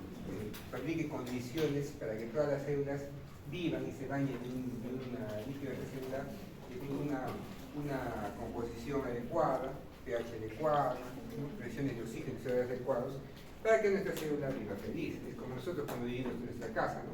Si tenemos agua, desagüe, todo, televisión, todo, somos felices, ¿no? Igualito, la célula tiene que ser feliz para vivir. Entonces, ¿de dónde viene medio interno? ¿No? Como dice, anteriormente, como estamos viendo acá, ¿qué había? Había, como nosotros sabemos, una teoría de evolución en la parte del agua, ¿no? De la evolución. Primero había los organismos unicelulares y los organismos unicelulares, las células que estaban ahí embebidas, que serían en un mar primitivo, por ejemplo, que tenían ahí como medio externo, tenían el agua del mar, ¿sí? Entonces, a medida que hemos ido evolucionando, esas células unicelulares se han vuelto pluricelulares como nosotros. Y al final de cuentas, hemos tenido que el mismo organismo ha tenido que crear un medio interno propio de nosotros. ¿Para qué? Para que podamos simular justamente las condiciones primitivas, ¿no? Es por eso que nuestro plasma en sí, nuestro medio interno, es medio salado, ¿sí o no? Igual que el agua del mar. Entonces, ¿qué van a hacer ustedes ahora cuando van a hacer las prácticas? Aunque no sé si les hagan hacer, aunque sí, lo van a hacer cuando hagan fisiología renal. Cuando hagan fisiología renal, van a tomar cloruro de sodio, una persona. Feo es. Feo es. Van a mirar, van a agarrar y van a decir, tome un litro de cloruro de sodio, un litro. Salada esa. Yo van a tener que tomar. Entonces, van a tomar, ¿por qué digo esa pausa? Para que prueben el cloruro de sodio. Como saben que el cloruro de sodio, al 0.9, que es el suelo fisiológico, es saladito. Se van a recordar del mar, que ya está justamente recién han venido del mar, que también es saladito. Entonces, por eso, ¿no? Bastante similitud va a haber entre lo que es el agua del mar y la parte de la composición del medio interno, ¿no? Por explicación justamente de la prehistoria. Al final nosotros vamos a tener un medio interno. Entonces, también ese medio interno viene, digamos, deriva la palabra o deriva también la especialidad de medicina interna. Han escuchado de médico internista, ¿no? Médico internista y médico internista. Y es una especialidad poco valorada, pero es una de las más importantes que hay, porque al final de cuentas, ellos van a, su meta de ellos es mantener justamente una homeostasis, justamente mantener un medio interno adecuado, ¿no? Entonces, cuando una persona tiene una enfermedad, por ejemplo, ¿qué dice? Corre al cardiólogo. Cardiólogo. Y aquí es la cosa, toma tus pastillas, ya está. Sigo mal, corre al neumólogo. Y entonces, sigo mal, corre al gastroenterólogo. Así no están los pacientes, han visto, así están. Cada especialista. Más te dicen, ¿a qué especialista lo llevo? Yo digo, llévalo a un médico internista. Claro, o sea, el médico internista, ¿qué tiene que hacer? Primero, ¿cuál es su labor del médico internista? Justamente mantener un medio interno adecuado. Y para mantener este medio interno adecuado tienen que ver qué tiene el paciente englobado, ¿no? Y si da la opinión del cardiólogo, da la opinión del gastroenterólogo, da la opinión del neumólogo, tiene que hacer una conjunción para que todo vaya bien y tenga un tratamiento adecuado, ¿no? ¿Por qué? Lamentablemente las especialidades, yo miro el corazón y no me importa lo demás. Yo miro el pulmón y más yo no sé, no es mi especialidad, ¿cuál es el gastroenterólogo? ¿Quién hace la conjunción de todo eso? El médico internista. Entonces, eso es lo bonito de medicina interna. ¿Cuántos médicos internistas habrá acá? Siquiera de unos 4, 5, más capaz. Entonces, cuando hagan esa especialidad, se van a acordar de ese día, ¿no? la parte del medicamento. Entonces, de ahí viene la importancia del medicamento. Acuérdense, cuando tiene un paciente, le preguntan dónde lo derivan, primero médico internista para que pueda que sean derivar al paciente y pueda hacer una conclusión global. ¿Qué más hace la medicina interna? Descubrir patologías, ¿no? Creo que un actor de eso es el Hausmann, ¿no? Más o menos, que hace que busca síntomas para poder, que se llama, dar un tratamiento, ¿no? Para poder dar un diagnóstico de tratamiento. Más o menos eso es lo que se dedica a medicina interna, que él está medio fumadito, ¿no? Lo que hace, pero más o menos es la idea, ¿no? Que va a sí, por ejemplo, una serie de que sí me llamó, yo no miro casi, pero sí me llamó más la atención, es Chicago Med, no sé si han visto. Sí tiene bastantes casos que se dan en la realidad, ¿no? Sus profesiones que son en la realidad. En cambio, Hausmann, ya tengo o sea, ya no sé, muy así, loco, ¿no? Entonces, lo principal de este medio interno, como hemos visto, es mantener la vida, pues, no tengo que mantener la vida, y para que mantengamos la vida, si las células tienen adecuadamente que se contengan. Cuando ya comenzamos a disregular esa parte, comenzamos a tener problemas justamente y al final hay disfunción. Y una disfunción de una célula, de un órgano, lleva a disfunción de otra célula, de otro órgano. Entonces se va como un cargamontón. Es por eso que ustedes han visto en la parte del Papa, ya no sabemos nada del Papa, no está todos los días Papa. ¿Qué pasó primeramente? Que estaba con una neumonía, después de la neumonía hizo una falla renal, después hizo un shock, así, ¿no? ¿Por qué está grabando? Porque acuérdense que la neumonía, ¿qué va a generar? Que haya menos cantidad de oxígeno. ¿Estamos hablando del medio interno o no? Sí. Si hay menos cantidad de oxígeno, va a haber un buen metabolismo aeróbico o anaeróbico. ¿Sí? Anaeróbico. Si no hay buena cantidad de oxígeno, se va a buscar anaeróbico. Va a sufrir la célula, ¿sí o no? Va a sufrir hipoxemia. La hipoxemia va a llevar a que no haya un buen funcionamiento. ¿De qué? Generalmente puede llegar del corazón, del riñón, pues, ¿no? Y si hay más que un del riñón, del corazón, van a llevar probablemente a un shock por la baja de presión, otro nos puede llevar a tener una falla renal, y al final va haciendo que sea un ciclo vicioso y nos puede llevar a la muerte. Es por eso que cada vez que hay un órgano que empieza a fallar, hablamos que aumenta la mortalidad, ¿no? Por eso. Entonces, como hemos visto, tiene que estar prácticamente en equilibrio todo esta parte, ¿no? Todo lo que es el pH, el sodio, el potasio, para que pueda todo trabajar adecuadamente. Más o menos como la gran cantidad de nuestro cuerpo es agua, ¿no? De acuerdo a lo que nos trae en Guyton, cuando el 50-70% del cuerpo es agüita, ¿no? Entonces, ¿de qué va a depender, por ejemplo, la cantidad de agua? Por ejemplo, de la edad, ¿no? Los neonatos, los recién nacidos, son gelatinosos. ¿Han visto alguna vez? Ustedes van a ver que cuando estén en neonatología y van a tener partos, van a ver los niños, son gelatinosos. Me parece que son por pura agüita, ¿no? A mí casi se me cae un niño. Tengan cuidado. Entonces, igual que a medida que vamos avanzando en edad, vamos perdiendo agua. Hasta sus abuelitas, capaz que tienen ustedes vivas todavía, capaz, ¿cómo están? Ya están ya más flaquitas, delgadas, y ya no tienen mucho agua. Entonces, vamos bajando. Por género también vamos a tener menos cantidad de agua, ¿no? Las mujeres tienen menos cantidad de agua, somos un poquito más de cantidad de agua por la cantidad de grasa que van a tener, y distribución grasa que va a ser justamente relacionada a la parte hormonal de la mujer, va a tener menos cantidad de agua, ¿no? Entonces, eso es ya conocido. Entonces, ¿está claro la parte del medio interno? ¿Se van a olvidar?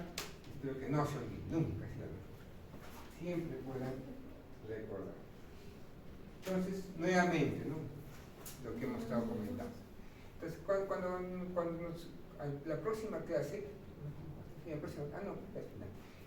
vamos a mirar justamente cómo sale el CO2, el pH, de esa parte. ¿En qué examen sale?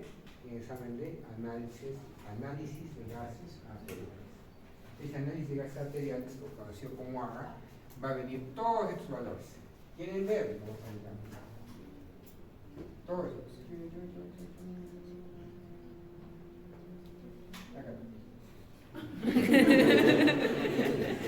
Emoción. Miren, esto es una de las arteriales. pH, CO2, oxígeno, saturación, potasio, sodio, cloro, glucosa. todo lo que hemos dicho que tiene que aprender sale acá, ¿sí o no? Sale. Entonces, con un simple AGA, por ejemplo, que sea completo, yo puedo definir cómo está el paciente. Pero si un paciente ustedes tienen grave, ¿qué le van a pedir? Un análisis de gases arteriales con electrolitos, justamente para poder ver cómo está. Por ejemplo, ¿ustedes qué pueden decir de este AGA? ¿Va a vivir o va a morir?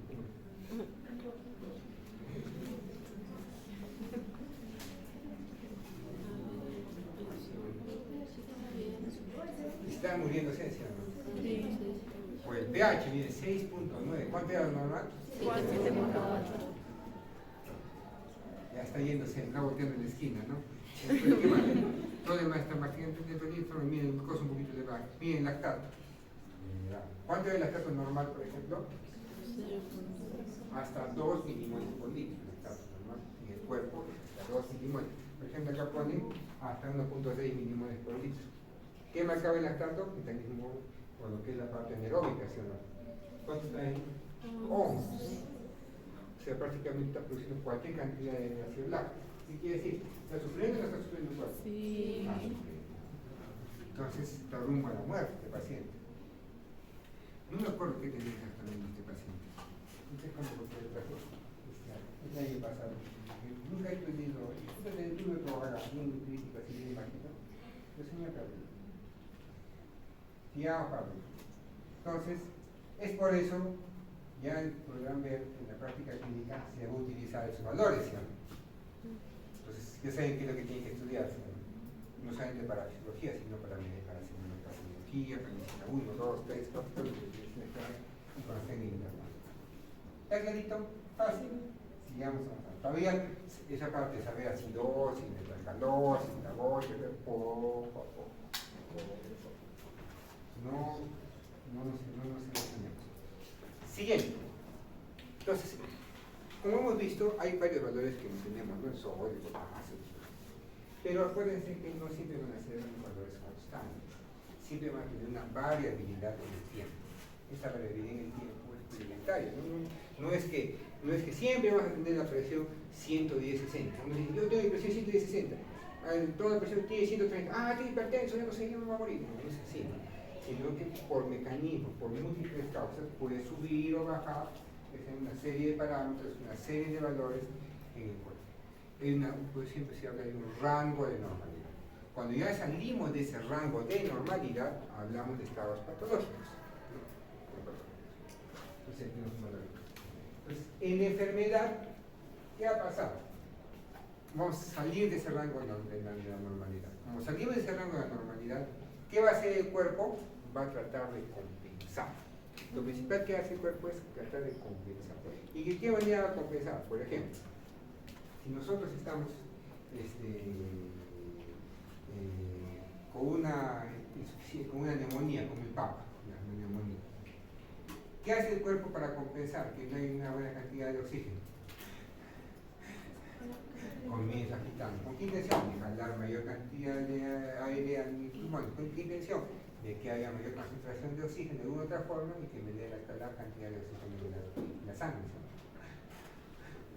Comienzo a compensar. En todo sitio. Si yo sufro un accidente, me cae, por ejemplo, si me atropella el carro y me hace una laceración hepática, un estallamiento del hígado, por ejemplo, que va a tener una gran hemorragia interna. ¿El cuerpo qué va a hacer? ¿Va a compensar esa parte? Se nos va a compensar. ¿Y cómo compensa? Primero, comiendo metaquicardia. Como ya no hay sangre, ¿qué tiene que hacer? Más rápido el corazón, bombea, para que la poca sangre que tenga llegue a todo el cuerpo todavía, porque siga vivo. Entonces estamos compensando. Entonces el mecanismo así siempre de compensador. Pero después que hemos compensado un tiempo, ¿va a seguir para toda la vida compensando? No. Va a llegar a un punto que ya no va a poder compensar. Y cuando ya comienza a no compensar, comenzamos a entrar en falla, y una falla multiorgánica. Comienza a estar, ¿no? Normalmente el corazón comienza a latir más, está desangrado, hay que compensar. Como ya no puede compensar más el cáncer del corazón, ¿qué va a pasar? Tanto esfuerzo, digamos, si el paciente es diabético, hipertenso, ¿podrá resistir a ese ritmo? Sí, falla.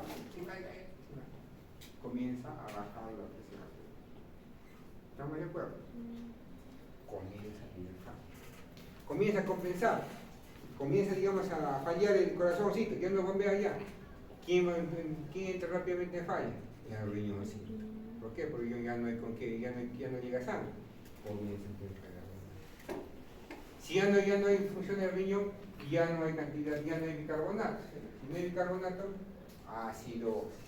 Si hay acidosis sobre el corazón infartado, peor, pues ¿no? Ya no va a poder moverse más porque está ya en acidosis. Entonces hacemos un círculo vicioso que al final, ¿qué nos va a llevar? A la muerte del paciente. ¿Estamos de acuerdo? ¿Cuál es la intención como médicos nosotros? De que no progrese justamente a ello. Si el paciente está con una hemorragia, tendré que tratar de tener una hemorragia. Si está con un shock séptico, manejaré el shock séptico, ¿no? Si cualquier cosa, puede tratar de que no pase a la falla. Y si estamos en falla, compensar las fallas para que no llegue a la muerte. ¿Ya? Pero muchas veces fallamos justamente en poder prevenir estas complicaciones, estas fallas. Por ejemplo, yo veo, otra vez estaba yo en el hospital y viene una paciente puérpera que estaba con un sangrado postparto, ¿no? Una hemorragia postparto. Si es una hemorragia postparto, yo la veía papel, ¿no? Blanca básicamente. Estaba cualquier cantidad de pérdida de hemoglobina, supuestamente estaba sangrado como 4 litros de sangre, decían, es tanta sangre, dije, le saco de hemoglobina y salí en 3 de hemoglobina. Normalmente hemoglobina es 14, 15, no sé cómo sale. 3 de hemoglobina. Lactato en 10, ¿no? Ya se va a morir. Veo yo las indicaciones médicas, que pone el médico, era médico serumista, cloruro de sodio, ¿no? ¿Qué le pondrían ustedes a ese paciente? Cualquier cantidad de cloruro, ¿sí o no? De una manera para poder compensar la pérdida de sangre, ¿sí o no? ¿Cuál sería el ideal? Ponerle sangre, ¿sí o no? Pero en las alturas no hace sangre, sino hace cloruro nomás. ¿Qué le va a poner? Cloruro nomás, mientras tanto, hasta que llegue, ¿no? Gran cantidad. ¿Qué le ponen? Cloruro de sodio. Muy bien, hasta ahí está bien. 15 gotas por minuto. ¿Cuánto es 15 gotas por minuto? Prácticamente 1 litro en un día. ¿Ustedes creen que va a compensar 1 litro en un día todo el sangrado que está teniendo? No. Llegó acá y falleció, pues no es un caso de. Obviamente va a haber otras condicionantes, ¿no? Que el traslado, que el tema del traslado, pues, pero yo voy a esa indicación, ¿no? Y ahí lo pone. Puede ser que le haya puesto, otra cosa interesante que hay que conocer, es que puede ser que yo haya puesto 3 litros, 4 litros, lo que sea, pero lo que está escrito es lo que vale. Ante la ley, usted ha puesto 15 votos, usted no ha puesto. ¿Dónde yo creo que le ha puesto usted más hidratación? ¿Cómo me demuestra? ¿Cómo demuestra usted que ha puesto? Claro, usted ha escrito que ha puesto 15 votos. ¿Cómo demuestra? No hay forma de demostrar. La única forma de demostrar es con los papeles que ustedes han firmado, ¿sabes? Si me han puesto. Entonces, todo es un análisis, ¿no?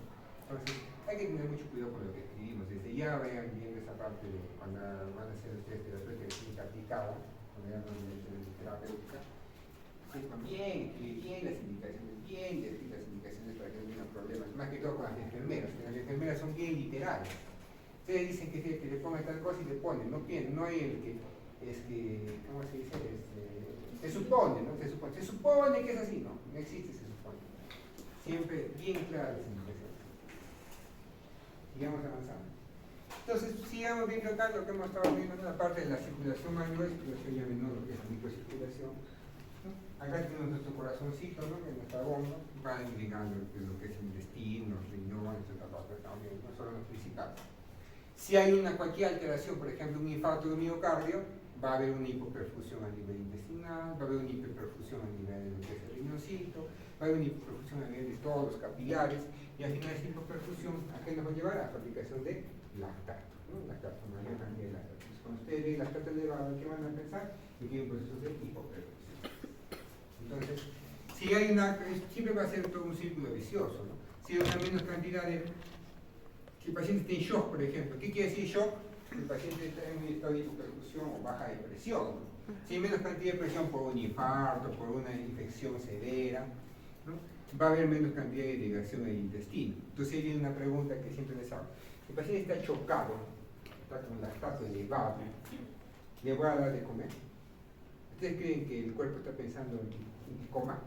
O en que tenga un buen flujo urinario para que pueda sobrevivir todavía? Que pueda sobrevivir esa noche. Y ahí viene un mecanismo compensador mental, que siempre la prioridad es salvar la vida, ¿no? Entonces, por eso, lo último es que se llama que coma un sándwich, ¿no? Coma una cosa. Lo principal que se llama es que conserve la función renal, porque si va a la función renal, ¿a qué va a llevar? A acidosis, acumulación de líquidos y de grasas. Entonces, ¿qué pasa con los médicos? Muchas veces está en un shock y le quieren iniciar nutrición.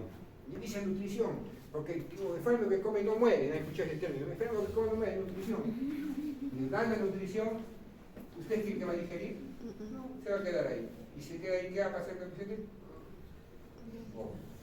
Ha vomitado el paciente, ¿qué ha pasado? Está en ilio, dice. Obviamente va a estar en ilio. ¿Qué es ilio? Que el intestino se ha parado. ¿Y por qué se ha parado? Porque tiene hipoperfusión. Pues. El cuerpo no le importa comer ahorita, lo que le importa es mantener los órganos vitales funcionando.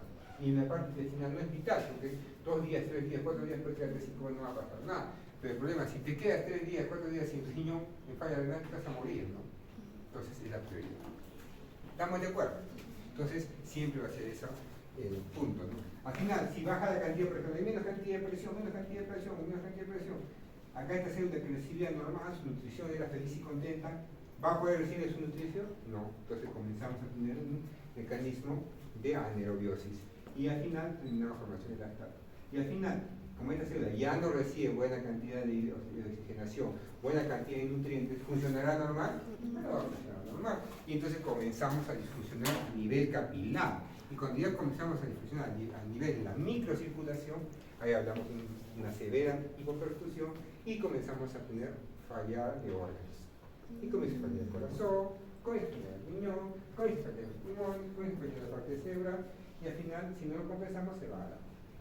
Entonces, estas características de la compensación, por ejemplo, de los mecanismos homeostáticos, son bien bonitos e interesantes de comprender. Primero es, funciona generalmente como sistema de retroalimentación negativo. ¿Qué quiere decir? Si hay menos, va a haber más. Si no hay más, hay menos. ¿Cómo lo vamos a interpretar esta parte? Ahorita lo vamos a ver. Por ejemplo, ¿qué va a pasar con una persona que vive en las alturas, por ejemplo? Que vive en Cerro de Pascua, ¿no? Que vive que sea en Puno, ¿no? Ahí en las minas, por ejemplo. Hay buena presión de oxígeno y baja presión de oxígeno. Sí, una presión atmosférica, una presión de oxígeno. Y si hay una presión de oxígeno, ¿podrá tener buena cantidad de oxígeno en la sangre? No. Y si no hay una presión de oxígeno en la sangre, ¿podrá funcionar adecuadamente su cuerpo? No va a funcionar adecuadamente. Entonces, ¿qué va a pasar? La persona poco a poco se va a aclimatar. Una aclimatación, un control adaptativo. ¿Cuál sería la respuesta del control adaptativo en este punto? Si el paciente está viviendo en un sitio elevado, en las alturas, ¿qué va a pasar? Que comienzo a tener mayor cantidad de ¿qué? De hemoglobina, mayor cantidad de eritrocitos. ¿Para qué? Para que haya mayor cantidad de carritos que lleven oxígeno a todo nuestro organismo, ¿sí? Ese sería el mecanismo, ¿sí? Entonces, si ya el paciente tiene una hipoxemia, ¿no? Vamos a llevar una adaptación, ¿para qué? Para que genere mayor cantidad de hemoglobina y podamos tener mayor cantidad de transporte de oxígeno, y la mayor cantidad de oxígeno que entra en los pulmones sea captada por esta hemoglobina y sea llevada al tejido. Es por eso que las personas que viven ahí en las alturas van a tener la hemoglobina más alta, ¿no? Van a tener 17, 18, 19, 20, ¿no? Entonces ahí viene una aclimatación. Entonces ahí viene también un feedback justamente negativo. ¿Qué quiere decir? ¿Qué tenía el paciente? Hipoxemia, menos hipoxemia, ¿no? Tenía menos cantidad de oxígeno, menos cantidad de oxígeno.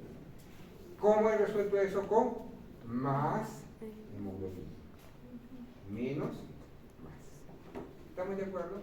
Entonces tenemos un feedback negativo, menos. Pero también hay un feedback que se llama, cuando ya se convierte este feedback negativo, ya empieza a descontrolarse, puede existir feedback positivos. Y cuando ya hay feedback positivos, generalmente son malos. Y son círculos viciosos que nos pueden llevar a la muerte. ¿Qué quiere decir? Hemos dicho que había menos cantidad de oxígeno y he generado más hemoglobina, ¿sí o no? ¿Qué va a pasar si hay más hemoglobina? Más hemoglobina. Hemoglobina 15, 16, 17, 18, 19, 20, 21, 22 hemoglobina. ¿Qué va a pasar ahí? ¿Va a poder discurrir la sangre normalmente? No, se va a ver espesa, ¿sí o no? Espesa. Y se va a ver espesa, ¿cómo se llama eso? Se llama poliglobulia.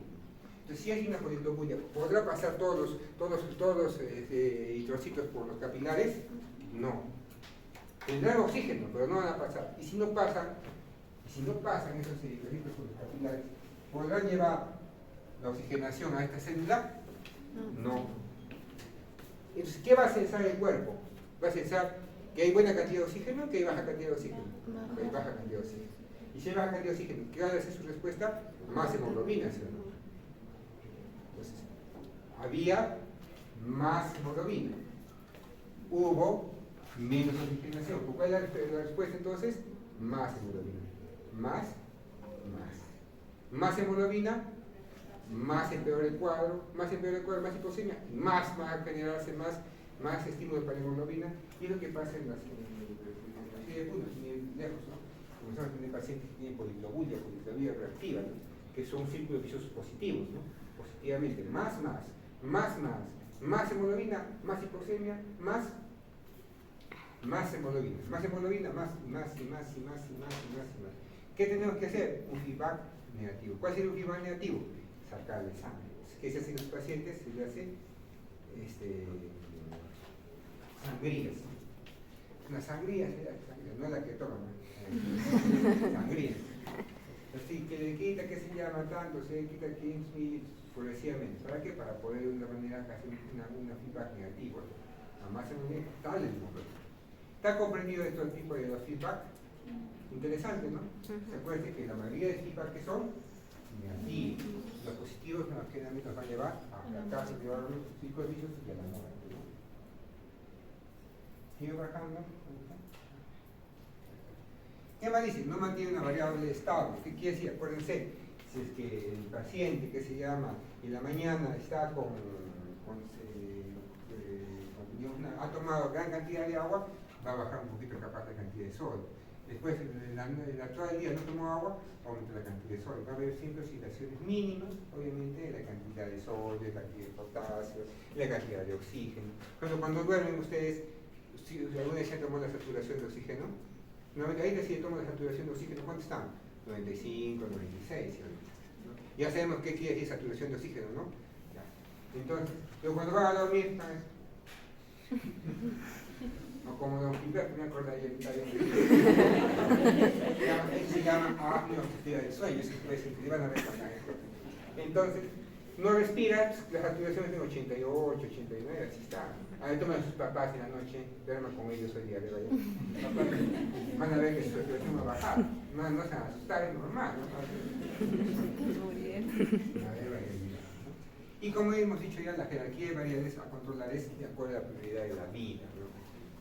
Siempre los órganos principales van a ser el corazón, el riñón, el cerebro, el pulmón, para poder digamos. Entonces acá también tenemos, ¿no? Ver lo que es el feedback de alguna otra forma, ¿no?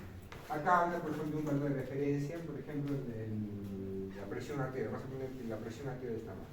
Comienza a tener una disminución de la presión arterial. Por ejemplo, un shock, Un shock. Ha bajado la presión arterial. Si baja la presión arterial, ¿qué va? En la parte central va a censar prácticamente que hay un error, ¿sí o no?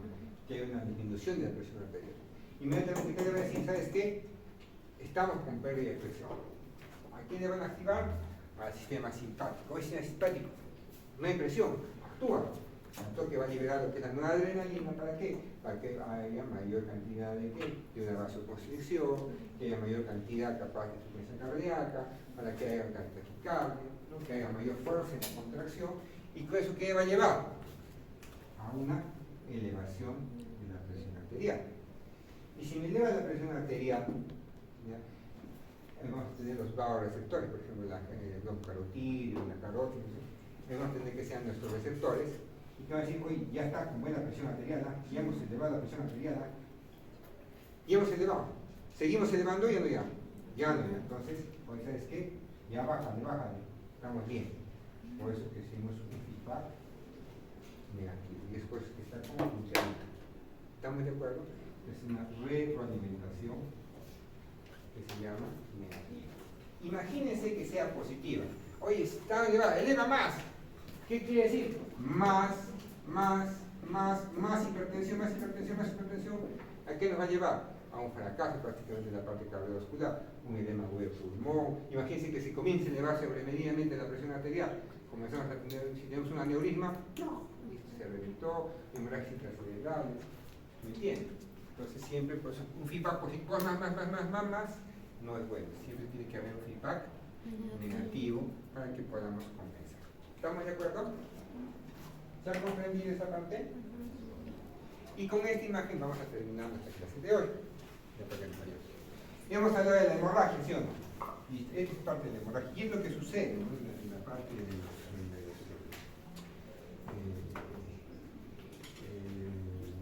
hospitales con el problema de sangrado. Hay hemorragia. Comienza a tener para el paciente hemorragia. Pierde un litro de sangre. ¿Qué se va a activar? Un feedback, ¿sí o no? Hay menos sangre, entonces ¿qué vamos a hacer? Mayor eficacia de bombeo del corazón. Menos, más. Pero, si yo llego, un litro, no controlé de hemorragia, 2 litros, ¿qué pasa si ya perdió 2 litros de sangre? Menos. Y menos, ¿a qué nos llevaba? A un feedback positivo, ¿sí? O sea, es un círculo vicioso. Menos. ¿Me entienden? Entonces, todo lo que es feedback positivo, quiere decir que van en contra, nos va a llevar a la normalidad. Un feedback que sea positivo, ¿qué quiere decir? Que menos o más, entonces nos va a llevar progresivamente a la normalidad. ¿Qué se llama eso? Por ejemplo, acá tenemos un punto de no retorno. Y va a haber un punto de no retorno. Con esa persona que vino con 3 de hemoglobina, ya viene un punto de no retorno. Por más que se le transfunda, por más que se le haga, por más, ya no va a sobrevivir, ya fallece, termina falleciendo el paciente. Entonces, puede ser, ¿no? Si es una reacción positiva, ¿qué nos va a llevar?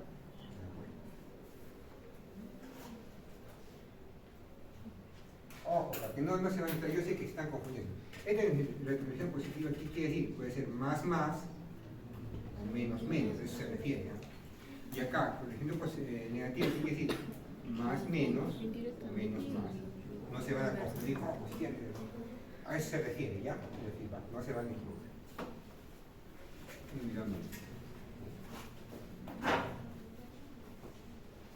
Y en la parte de lo que es bien interno, esto van a ver que se llama lo que es y en la práctica de esta semana, vamos a mirar que como hemos comentado, el líquido extracelular es el líquido, es el medio interno, que tiene que estar completo, lo que hemos visto.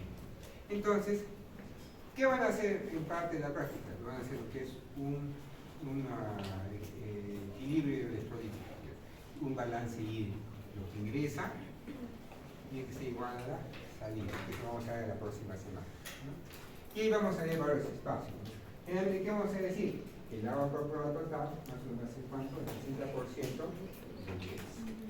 Y hemos visto que eso va a variar de acuerdo a si son hombres, mujeres y de edad también. Y una persona de 70 kilogramos, ¿cuánto más o menos tiene de agua corporal total? 42 litros de agua corporal total. Y obviamente cada órgano va a contribuir a la. Y acá, para que lo vayan estudiando, para que vayan viendo esta parte, acá no vamos a quedar mejor. ¿Qué quiere decir? Acá tenemos un varón de 60, un varón, generalmente ponemos 70 kilos, ¿no? Entonces, ¿cuánto va a ser el porcentaje de agua corporal total? Más o menos un 60%. En este punto de acá, vamos a ver una parte y vamos a ver otra parte. Primero, cuando hablamos de este líquido de la parte del 60%, un tercio es el líquido extracelular y 2/3, el 40%, es el líquido intracelular. De esta parte de acá, de líquido extracelular, que es el medio interno, ¿qué vamos a decir? Que el 5% del peso corporal total es que se llama plasma sanguíneo. Plasma, o sea, el líquido. La sangre es plasma más las células, ¿cierto? Están los eritrocitos, los glóbulos blancos, y 3/4 que es el líquido intersticial. Ahí teníamos prácticamente un 15% del peso corporal. ¿Qué viene en el práctico? Es lo que tienen que saber. Viene lo que es el contenido del plasma, que es el 5%, y también allá lo que es el volumen sanguíneo total. ¿Y qué es el volumen sanguíneo total? Más o menos es el plasma sanguíneo más la sangre. ¿Cuánto es más o menos? De 7 al 8%. 7 lo dice lo que es el Guyton y 8 lo dice el cambio, si no me equivoco. Entonces, cuando vamos a tomar los exámenes, no vamos a decir exactamente, ¿sabes qué? Es 7, ¿sabes qué? Es 6.9, ¿no? 8.1, no va a ser así, va a ser que sea bien distinto, bien marcada la diferencia para que podamos tomar los exámenes, ¿no? Para que puedan entender. No va a decir 15%, va a ser demasiado. ¿Qué más es interesante ver en este gráfico? La parte intracelular y la parte del extracelular. En la parte de la que es el líquido extracelular, aquí tenemos lo que es el plasma y el líquido intersticial. ¿Quién lo va a separar el plasma y el líquido intersticial? El líquido en la parte del capilar, la membrana capilar. Esta membrana capilar va a separar lo que es el plasma y el líquido intersticial. Entonces, si se dan cuenta, miren, el sodio es igual que el sodio, misma cantidad. Cloro, misma cantidad que el cloro. El bicarbonato, misma cantidad que el bicarbonato. Potasio, la misma cantidad de potasio. ¿Quién es diferente? Las proteínas. ¿Por qué diferentes las proteínas? Porque las proteínas, como son grandes, ¿van a poder pasar los capilares? No. Y se van a mantener en el plasma. Y eso va a generar que se mantenga en el plasma, va a generar que tengamos una presión oncótica en ese lugar. Una presión oncótica. Entonces, ¿cuándo vamos a mirar eso? La próxima semana, cuando vamos a la presión oncótica. Y algo que me olvidé de comentarles, que tengo que decir antes que nos vayamos, es ese líquido que también tenemos que mirar y que a veces preguntan, que es el líquido transcelular. ¿Qué es el líquido transcelular? No está ni el intersticial, ni es el plasma, ni es el líquido intracelular. Son líquidos prácticamente en espacios virtuales que ustedes han visto bastante en la anatomía. ¿Qué líquidos? El peritoneal, por ejemplo. Pues, ¿hay líquidos? ¿Los intestinos tienen líquido? Claro, si no nos estaríamos viendo así, imagínense que hay líquido. El pericardio también, para que se mueva el corazón, sí. En la pleura también. ¿Cuánto más o menos es eso? De 1 a 2 litros. En condiciones patológicas se pueden acumular líquidos en estas regiones. Por ejemplo, a nivel del peritoneo, ¿cuándo se acumula líquido a nivel de la cavidad peritoneal? En la cirrosis hepática. ¿Con qué se llama la acumulación de líquidos ahí? Ascitis. ¿Qué es la ascitis? Ascitis. Pericardio. Cuando se acumula líquido alrededor del corazón. Por ejemplo, otra vez vino una paciente, cáncer de mama hace 10 años y ahora viene con taponamiento cardíaco, líquido, cualquier cantidad de líquido alrededor del corazón. Le hacemos la pericardiocentesis, sale líquido así como que fuera sangre molida, que dicen, ¿no? Sangre feo, sanguinolento feo. Y hacemos el bloc 0 de Papa Nicolau y sale positivo para neoplasia maligna. ¿Qué probablemente decir? Una progresión de la enfermedad de hace 10 años que supuestamente está en vidas. En la pleura, se puede acumular líquidos, sí, por insuficiencia cardíaca, se puede acumular líquidos por una neumonía, interna para neumonía. ¿El líquido cefalorraquídeo puede acumularse también mayor cantidad de líquido cefalorraquídeo? Claro que sí. Por ejemplo, las clásicas hemorragias intracerebrales. ¿Han escuchado las hemorragias intracerebrales? ¿No? Imagínense que se ha roto el aneurisma, se ha liberado cualquier cantidad de sangre por todo el cerebro. Sangre. ¿Se podrá reabsorber la sangre normalmente? ¿Se va a seguir produciendo el líquido cefalorraquídeo? ¿Pero se va a poder reabsorber? Y se va a acumular el líquido cefalorraquídeo. ¿Qué va a generarlo? Hidrocefalia.